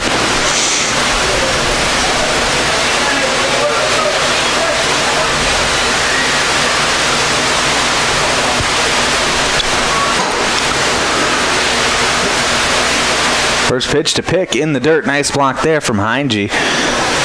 But it's 1-0.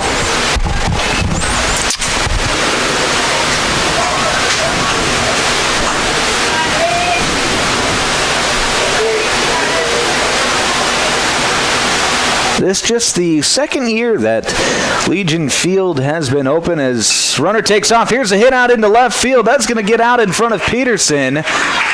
Cornelson rounds the bag hard at second, but decides to stay there. Single by Pick brings up. And it's back-to-back base hits for Dakota Valley, and they've got something cooking here in the fifth.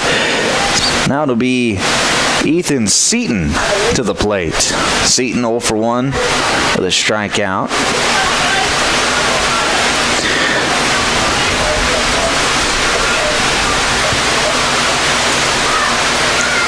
Seaton squares around a bunt. He gets it down. It's fielded by Rabin. Nobody's at first base, and he throws it away.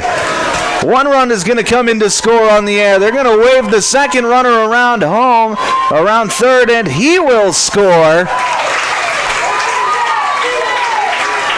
So 2 runs are going to come in to score on the air.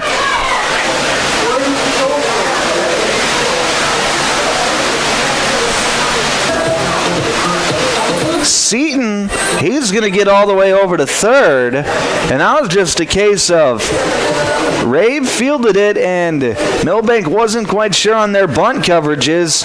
The first baseman, Matt Copeland, he was also charging the play, and the second baseman, Mason Allen, didn't get over to first base to cover the bag and try and get the out at first, and Rabe, who was in a hurry, didn't look and see if there was anybody covering the base, and nobody was. He threw it, and now that got all the way to the fence with nobody covering the bag. So 2 runs were able to come in to score, and Seaton was able to get over to third base. And now it'll be Jackson Shoulders to the plate for Dakota Valley with a runner off third. Here's the first pitch to Shoulders. Fastball high. It's 1-0. Miscommunication on bunt coverages, and this game is ballooned open to a 6-run lead. There's a pitch outside. It's 2-0.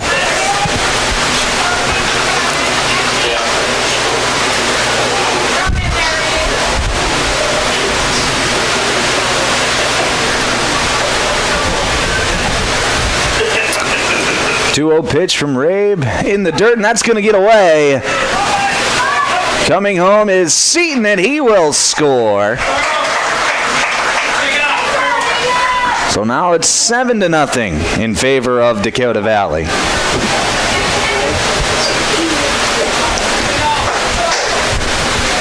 And a 3-0 count to Jackson's shoulders, so with one more ball, Dakota Valley could be right back in business.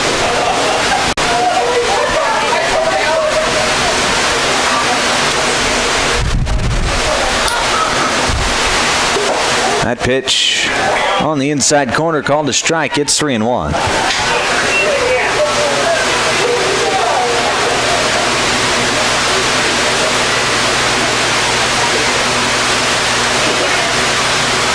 Three-one pitch.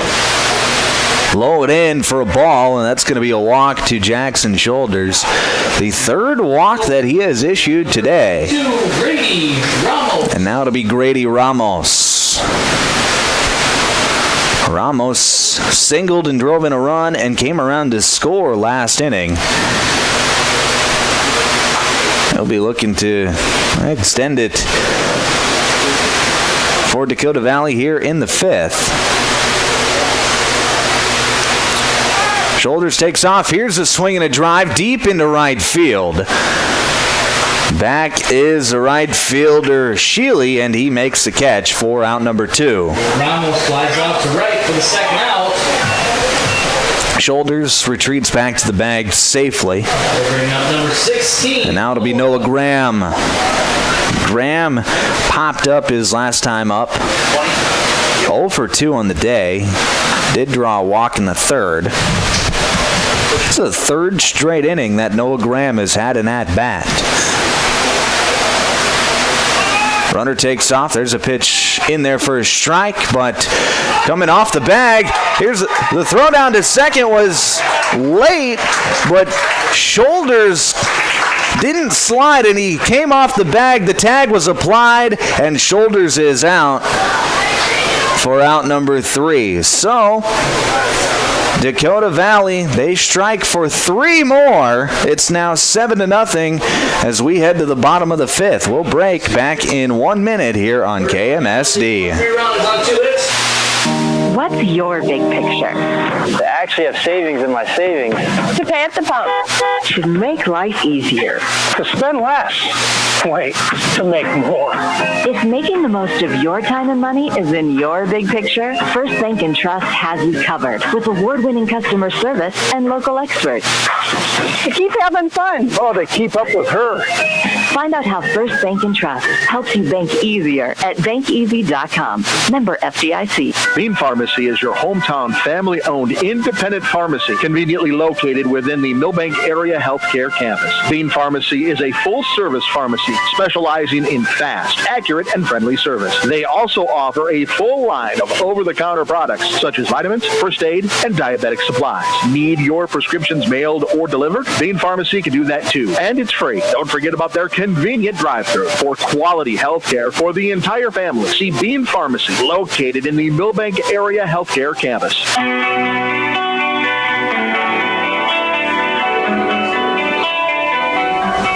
Back here on KMSD inside Legion Park in Milbank at the American Legion Class B tournament.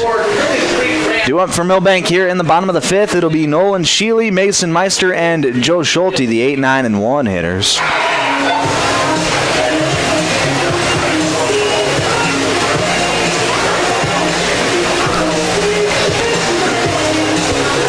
Still out there for Dakota Valley, it's Jake Pick. And he's got a comfortable 7-run lead here in the 5th. Number 14, Jace Jonason. And now we'll have a pinch hitter as Jace Jonason into the game for Nolan Sheely. First pitch to Jonason in the dirt for a ball. It's 1-0.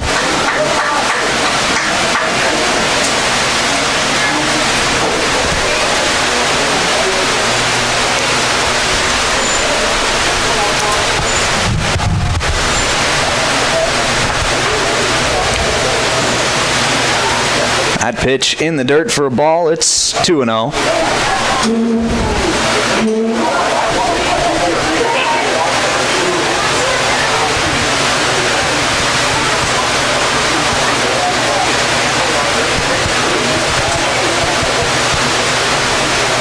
Here's the 2-0 pitch from Pick. Fastball swung on and missed, 2-1.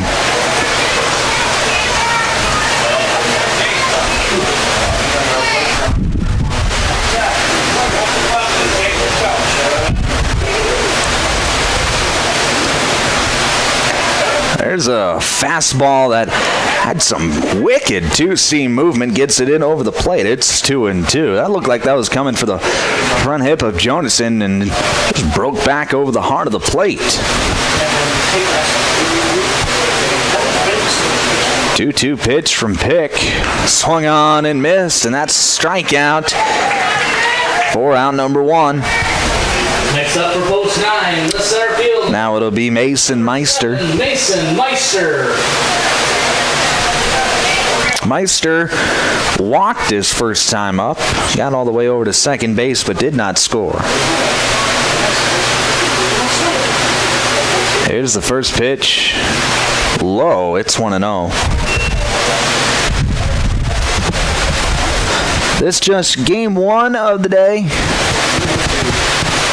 Game 2 of the day, rather. In the first game, Groton was able to beat Clark Willow Lake 4-3. So there's a fastball outside. It's 2-0.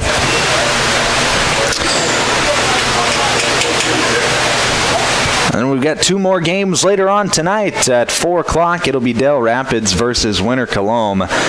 And then Parkston taking on Scotland, Menno, Freeman, Canastota. So there's a strike over the outside corner. It's 2-1. You can catch all of that action here on KMSD. Also live streaming with video on our website at bigstoneradio.com. That pitch low. It's 3 balls and 1 strike to Mason Meister.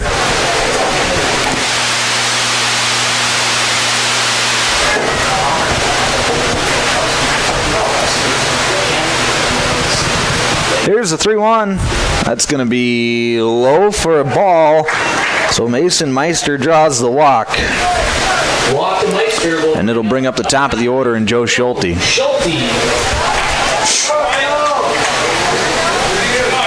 Schulte 0 for 1 with a walk.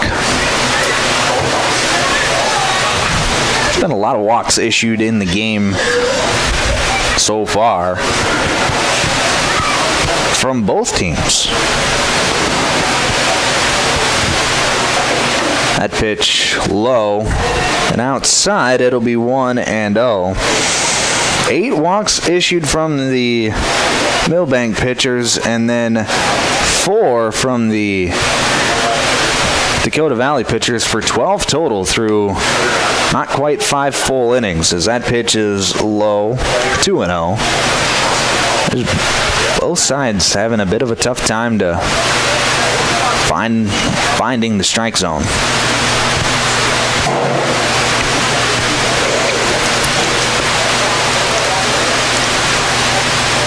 That pitch is outside. It's 3-0. So after walking Meister, Jake Pick is on the verge of walking his second straight hitter. Here's a 3-0 in there for a strike. It's 3-1.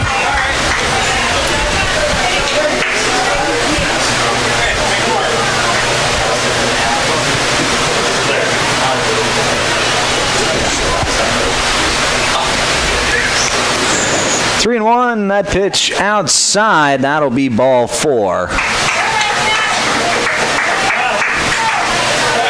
Schulte walks. We'll bring up. And now that'll bring up Josh Peterson.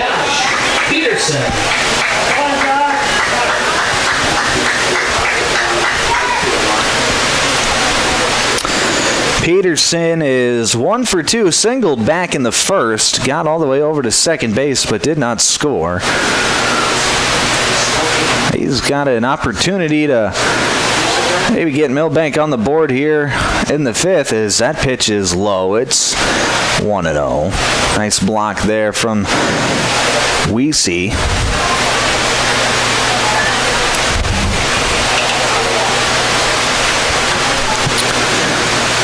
Pitch, fastball on the outside corner, called a strike. It's 1-1.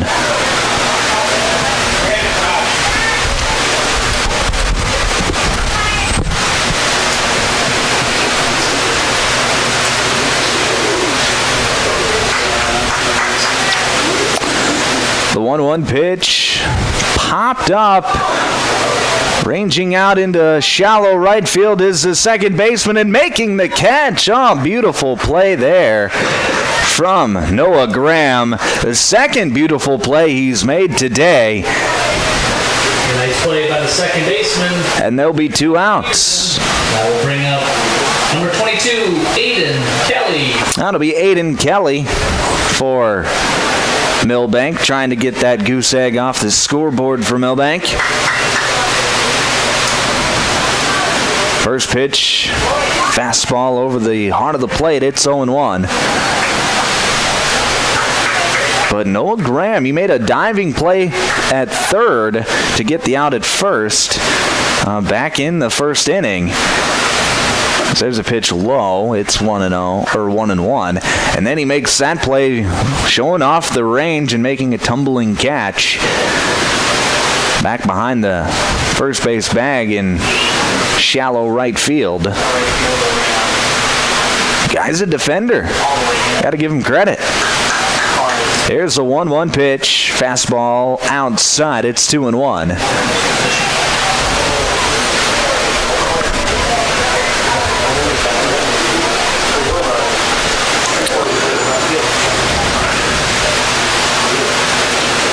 The 2-1 pitch from Pick. That's going to be hit into left field, base hit, but they're going to hold the runner at third as Shoulders is able to get to it quickly. But the bases will be loaded for Matt Copeland. Base hit by Kelly loads the bases for first baseman number 11, Matt Copeland. Copeland 0 for 2 today. Another RBI opportunity, though, for Copeland. Each time he's come up, he's had runners in scoring position. Well, maybe the third time will be the charm for Copeland. Here's the first pitch. Swung on and missed. It's 0-1. Healthy hack there from Copeland.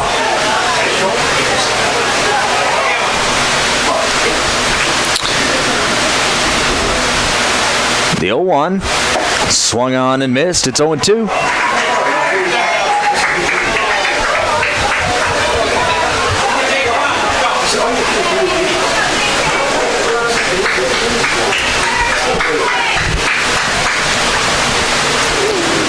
The 0-2 pitch, curveball, just misses off the outside corner. It's 1-2.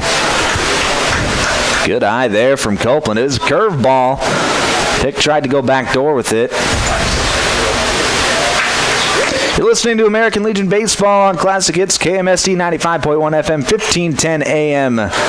KMSD Milbank. Copeland fouls one away. It's 2-1. Blue Legion tents that foul ball sponsored by... 1-2 rather.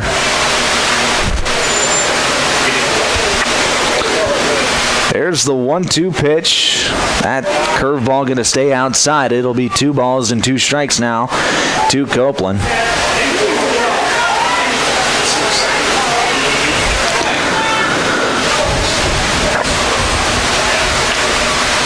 Here's the 2-2. Popped up and out of play. We'll do 2-2 again. That one's sponsored by the Ron and Kim Krause family.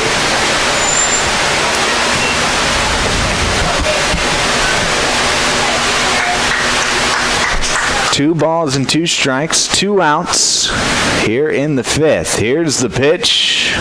Fouled away again. So Copeland, who he's fouled off, I think 4 2-strike pitches now in this at-bat. has done a nice job of staying alive and just waiting for the pitch that he really likes. Here's the 2-2. Fastball inside. Copeland gets out of the way. It's 3-2 though.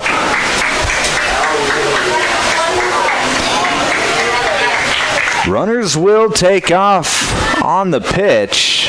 Got to make sure that pick goes home, however. Here's the 3-2. Fouled away.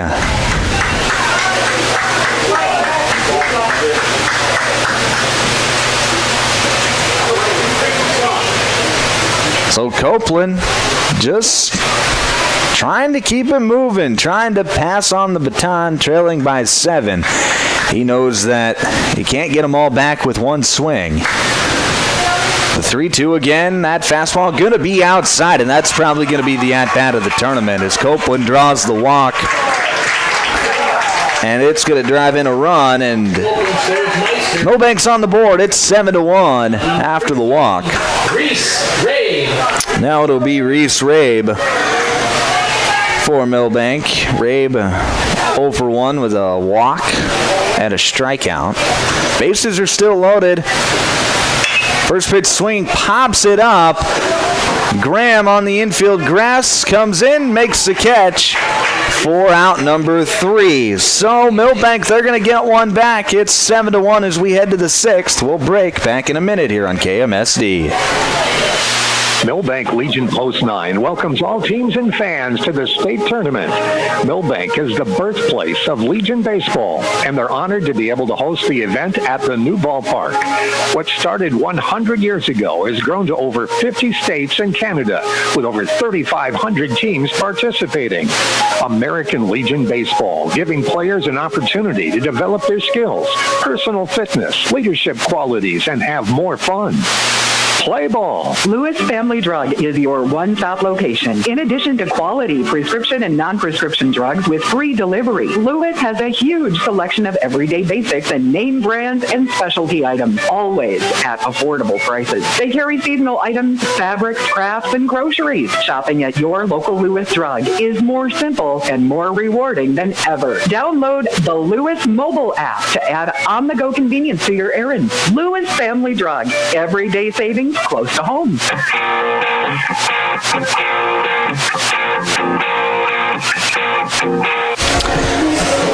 Top of the 6th inning here in Milbank.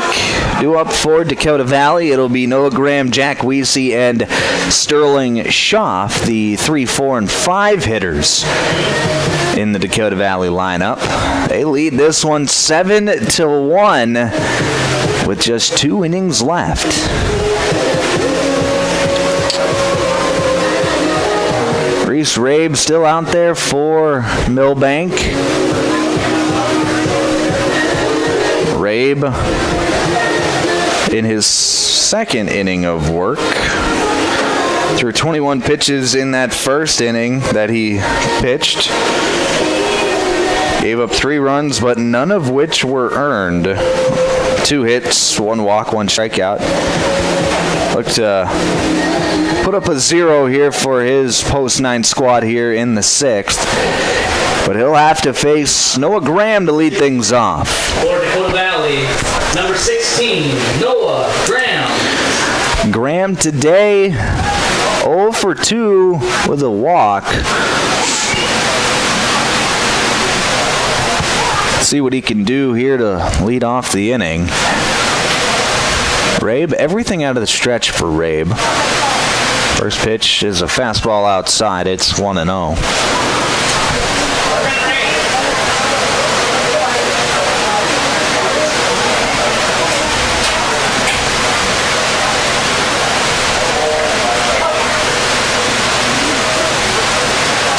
Pitch. That's going to be driven high out into left field. Hit hard, and it is gone! Noah Graham with a leadoff home run. And it's 8-1 Dakota Valley.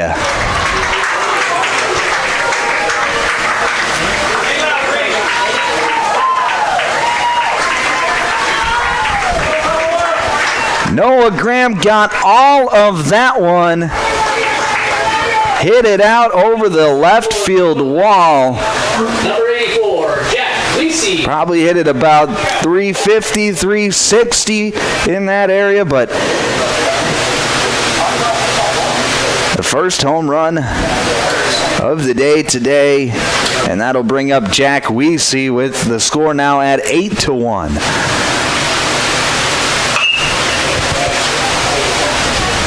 First pitch swinging, fouls it off. It's 0-1.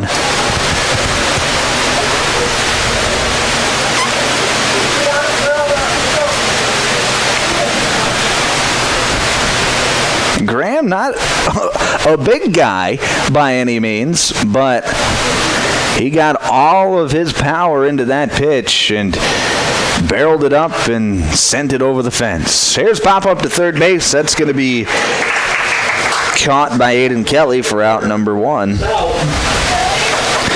Now that'll bring up Sterling Schaff. Sterling Schaff. He's 0 for 3 today.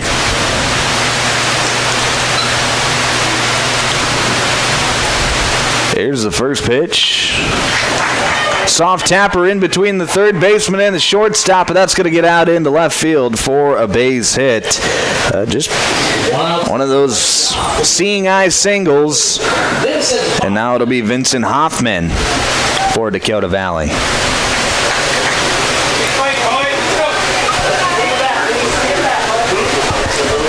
Hoffman today, he's 0 for 3 with 2 strikeouts, so trying to avoid the hat trick. First pitch swing, pops it up, and that's going to get out of play. It's 0-1. Dakota Valley, they just have 6 hits on the day today. Post 9 has really kind of done it to themselves as they have 3 errors today. That has led to many runs. So here's a drive up into center field. Back behind second base, Joe Schulte, he makes the play over his left shoulder for out number 2. Nice play there from Schulte. There's 2 away for Tate Cornelson.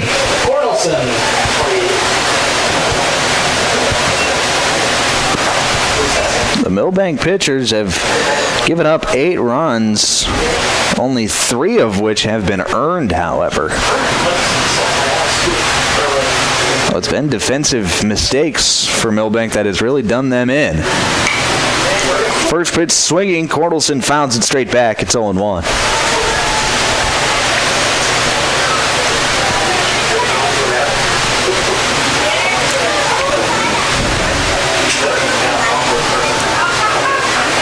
Here's the 0-1 from Rabe in the dirt, 1-1.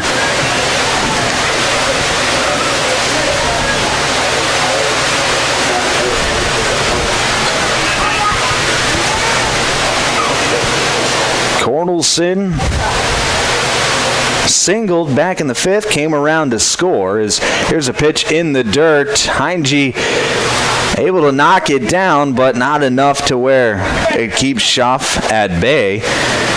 Schaff gets over to second on the wild pitch. It'll be 1-2.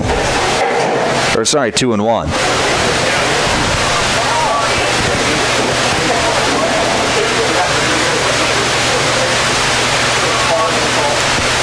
Here's the 2-1 from Rabe. There's a drive out into center field. Coming in, making the catch is Mason Meister for out number 3. So Dakota Valley, they score 1 run on the Noah Graham home run. Score is now 8-1 as we head to the bottom of the 6th. We'll break back in a minute here on KMSD. Looking to sell your home or lake place? First Choice Real Estate is here to help. Whether you're upsizing, downsizing, or simply looking for a fresh start, they want your listing. Their experienced team of agents are ready to go to work for you with proven marketing strategies and a local touch and the local knowledge you can trust. Contact First Choice Real Estate in Milbank today to list your property. Make First Choice Real Estate your first choice. Online at milbanksbest.com. RoySportsShop.com. Roy's Sports Shop in Watertown welcomes all teams and fans to town for the Legion Tournament. Roy's has been the sporting goods leader in this area for over 55 years. Uniforms, sports equipment for baseball, softball, hockey, and more. Plus, clothing and footwear, too. Get in the game. Get into Roy's Sports Shop on Highway 212 in Watertown, across from Watertown Ford. Shop weekdays 9 to 6, 10 to 3 on Saturday.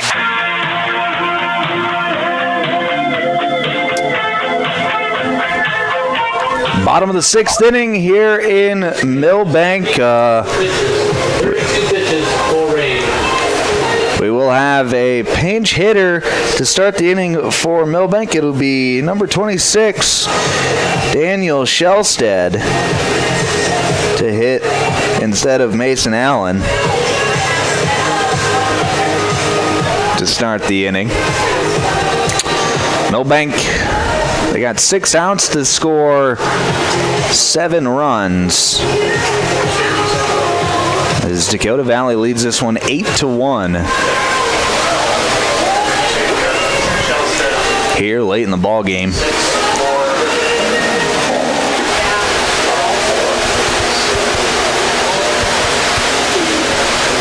Jake Pick still out there for Attention fans, pinch hitter, Dakota Valley. 26, Daniel Shellstead. It is Daniel Shellstead stepping to the plate here in the 6th.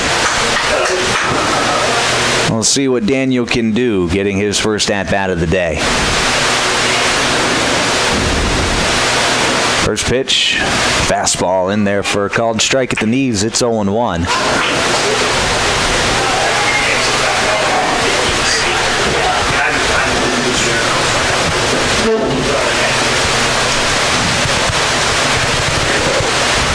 Pick comes set.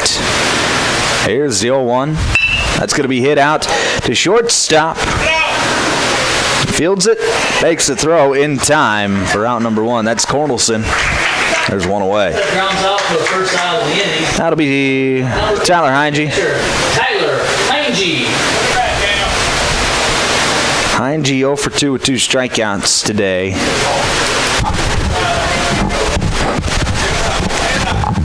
Looking to get the monkey off of his back here in the 6th. Here's the first pitch. Swung on and missed. It's 0-1.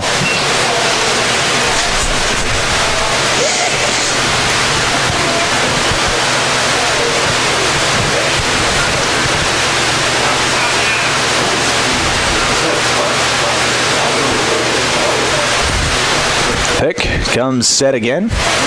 Here's the 0-1. That's going to be hit in between the third baseman and the shortstop into left field for a base hit. A single for Tyler Heinge. Single is to the left side. And now it'll be Jace Jonason. 14, Jace Jonason. Jonason 0 for 1. See what he can do here now with a runner on base.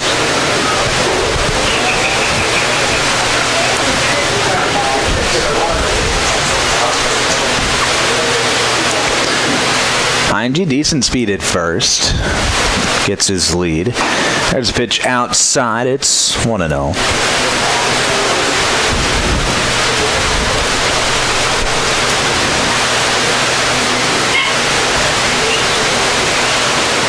Here's the 1-0 pitch from Pick. That's going to be tapped softly, and that's going to take a wicked hop foul down the first base line.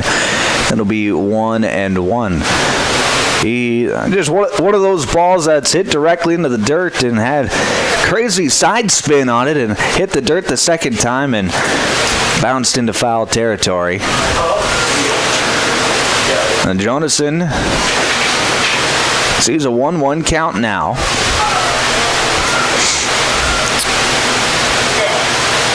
Here's the pitch.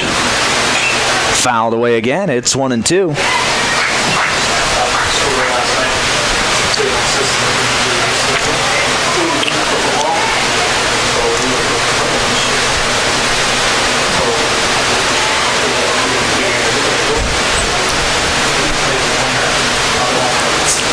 The The 1-2 pitch, curveball, that's going to be outside. 2 balls and 2 strikes now. Jake Pick.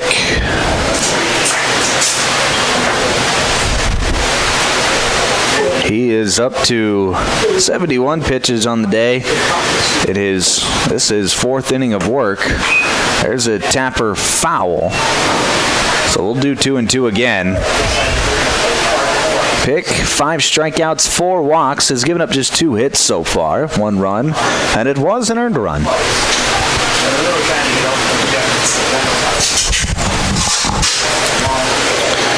Two. There's a drive up into center field. Ranging back is Ramos, and he makes the catch for out number 2. Johnson flies out to center. Now it'll bring up the center fielder, Mason Meister. The center fielder, Mason Meister. Meister, he is yet to record an at-bat. He's got 2 walks on the day, and he has scored the lone Milbank run back in the 5th inning. First pitch, it's going to be a fastball outside. It's 1-0.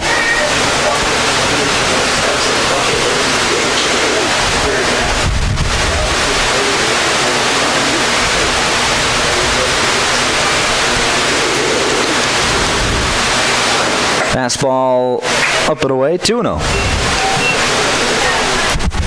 2 balls, no strikes to Mason Meister.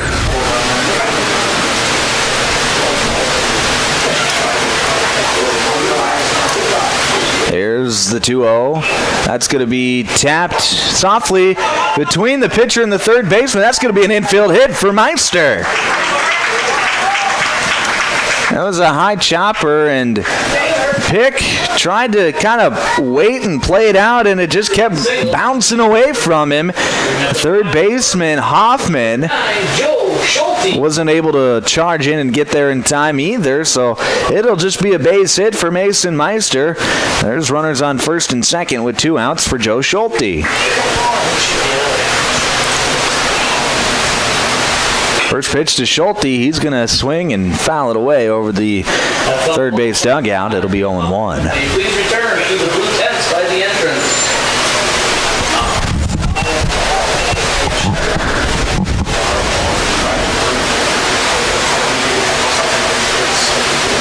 The 0-1 pitch, tapped, foul, 0-2.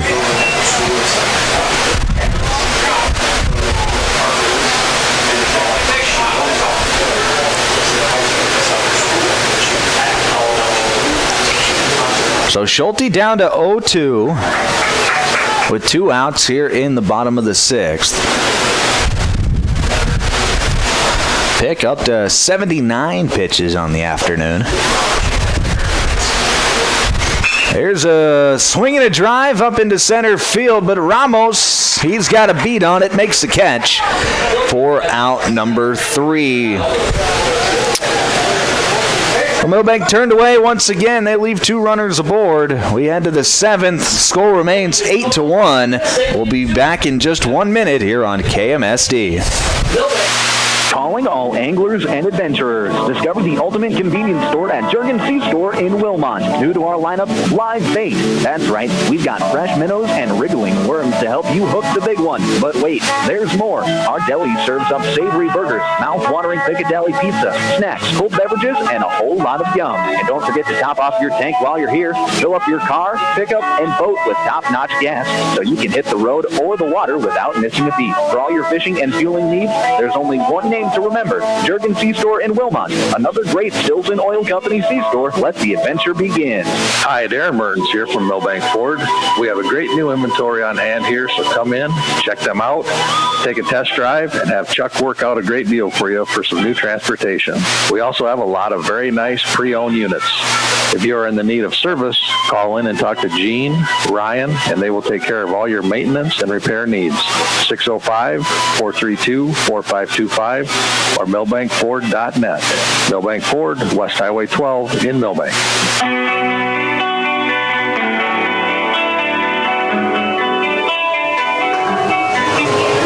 Back here on Classic Hits KMSD, a final inning of regulation. So we're in the top of the 7th inning. Dakota Valley out in front, 8-1. Looking to punch their ticket to tomorrow. Milbank, they need to put up a 0 here to make it as easy as possible for their offense in their final inning of regulation. And they'll get to face the 8, 9, and 1 hitters, Will Reese-Rabe. As Jake Pick steps into the box. Pick singled his last time up, came around to score back in the 5th. There's a pitch low. It's 1-0.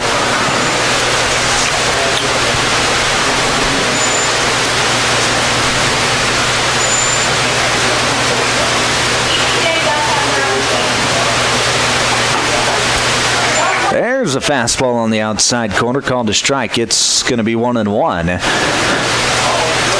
to the Dakota Valley pitcher.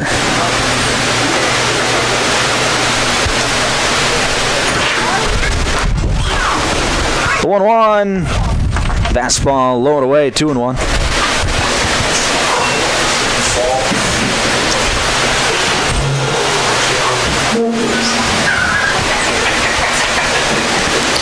Rabe gets the pitch he wants, comes set. The 2-1, that's going to be hit into left center field over the outstretched glove of Joe Schulte.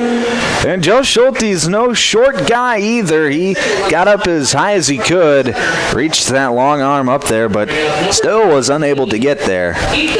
That'll be a leadoff single for Jake Pick.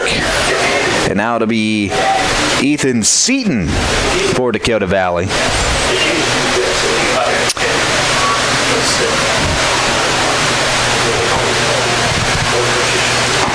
Swing and a miss, 0-1.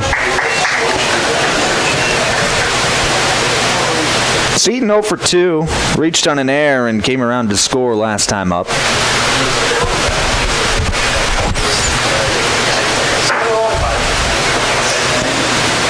Swing and a miss, 0-2.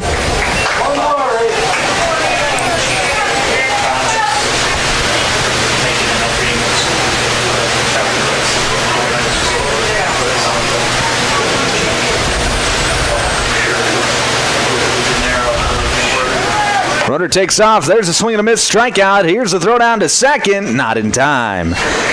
So Pick steals the bag at second, but Seaton is out on strikes. So there's one away for Jackson Shoulders. Top of the order. Shoulders getting his 5th at bat of the day today.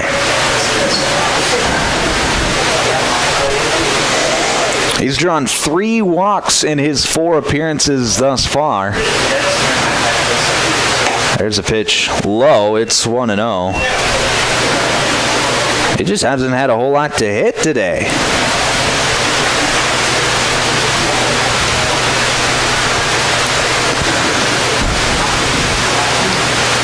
That pitch in there for a called strike. It's 1-1.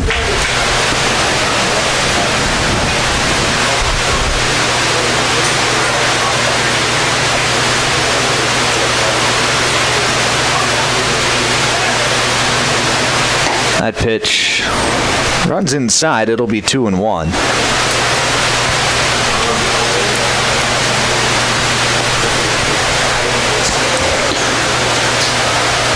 Two-1 pitch to Shoulders. That's going to be hit into right center field for a base hit. They're going to wave the runner around third. Here's the throw. It's going to come to second, and they get Shoulders out at second base. Great job from the first baseman, Matt Copeland, to be the cutoff man. Got to the middle of the infield. Made the executive decision to get Shoulders out at second. Jake Pick does come around to score, so it is 9-1. But Shoulders is out on the 9-3-6 putout. And there's 2 down, and nobody aboard for Grady Ramos.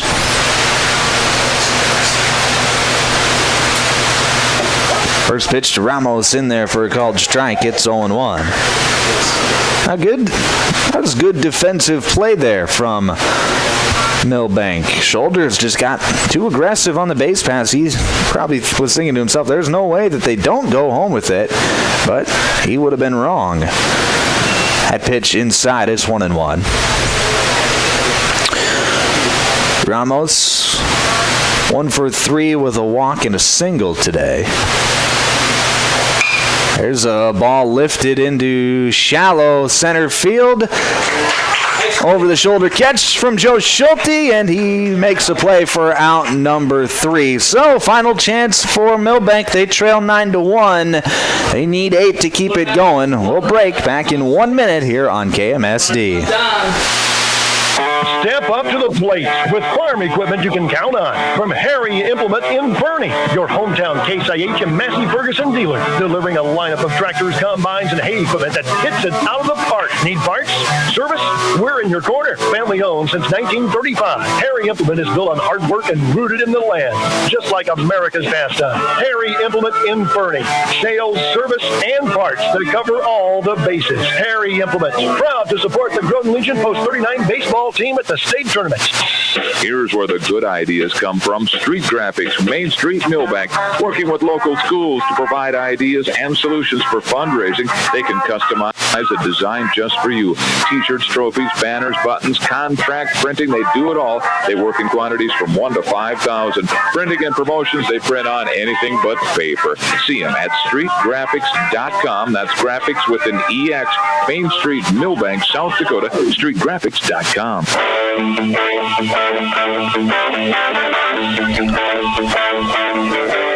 Bottom of the 7th inning, final chance for Milbank as they trail Dakota Valley by a score of 8-1. Jake Pick still out there for Dakota Valley into his 5th inning of work.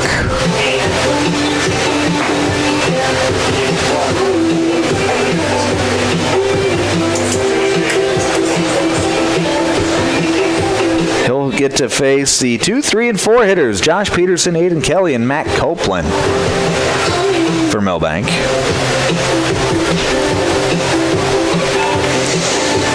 Pick, he's got 5 strikeouts, 4 walks. He's given up just 3 hits in his 4 innings of work so far. Up to 80 pitches on the day. Leading off the bottom of the 7th inning for Post 9. And we're ready to go here in the 9th. It'll be Josh Peterson for Milbank to lead things off to see if, well, Milbank down by 7. They just got to get, or down by 8 rather. They just got to get a rally going. And starts with base runners. First pitch is going to be low for a ball, 1-0. And Jake Pick has not been the most accurate pitcher there ever was today. There's a pitch low and away, 2-0. Has issued 4 walks. Just over half of his pitches have been called for strikes. Coming into the inning, 46 of the 80 pitches he had thrown had been strikes. There's a ball fouled straight back. It's 2-1. And he's only got 25 pitches to work with coming into the inning. Now down to 22. They're only allowed 105 in a day. Swing and a miss, 2-2.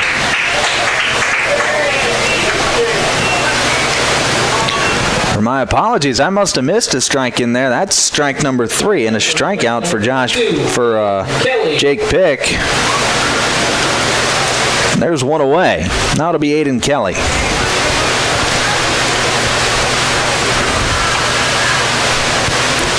Here's the first pitch to Kelly. Fastball low, 1-0.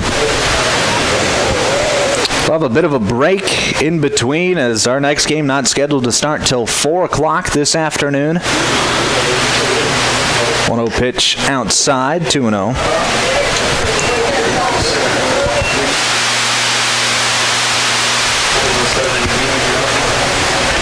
And that game will feature Del Rapids and Winter Cologne. That pitch in there for a called strike. It's 2-1. Two teams that pitched a shutout yesterday.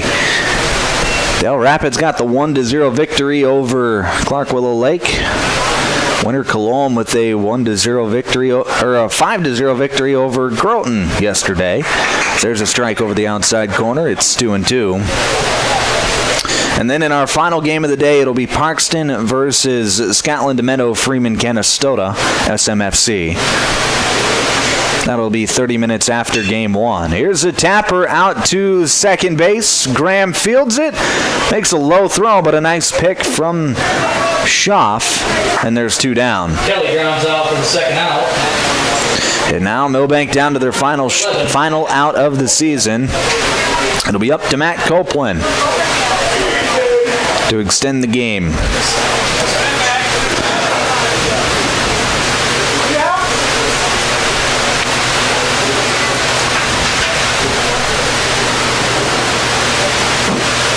First pitch to Copeland. Fastball high. It's 1-0.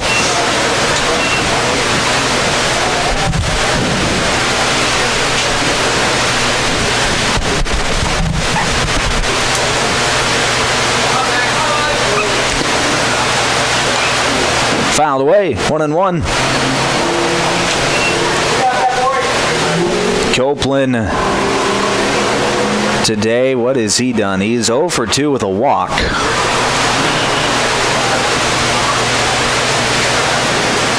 Here's the 1-1 pitch, softly tapped to Schaff at first base. He fields it, sprints to the bag, and that's the ball game. Dakota Valley takes this one by a score of 9-1. Dakota Valley will go on to play the loser of Del Rapids and Winter Cologne tomorrow afternoon at noon. Milbank, they see their season come to an end today. 9-1, your final score. I want to thank our sponsors. I want to thank Chad back in the studio. We'll take a break, send it back to the studio, and we'll be back about 10 minutes before 4 o'clock for game number 3 for the first game of our second session between Del Rapids and Winter Cologne. But for now, I'm Micah Warrington. For everyone at KMSD, have a great rest of your day. Come on back for some more baseball action.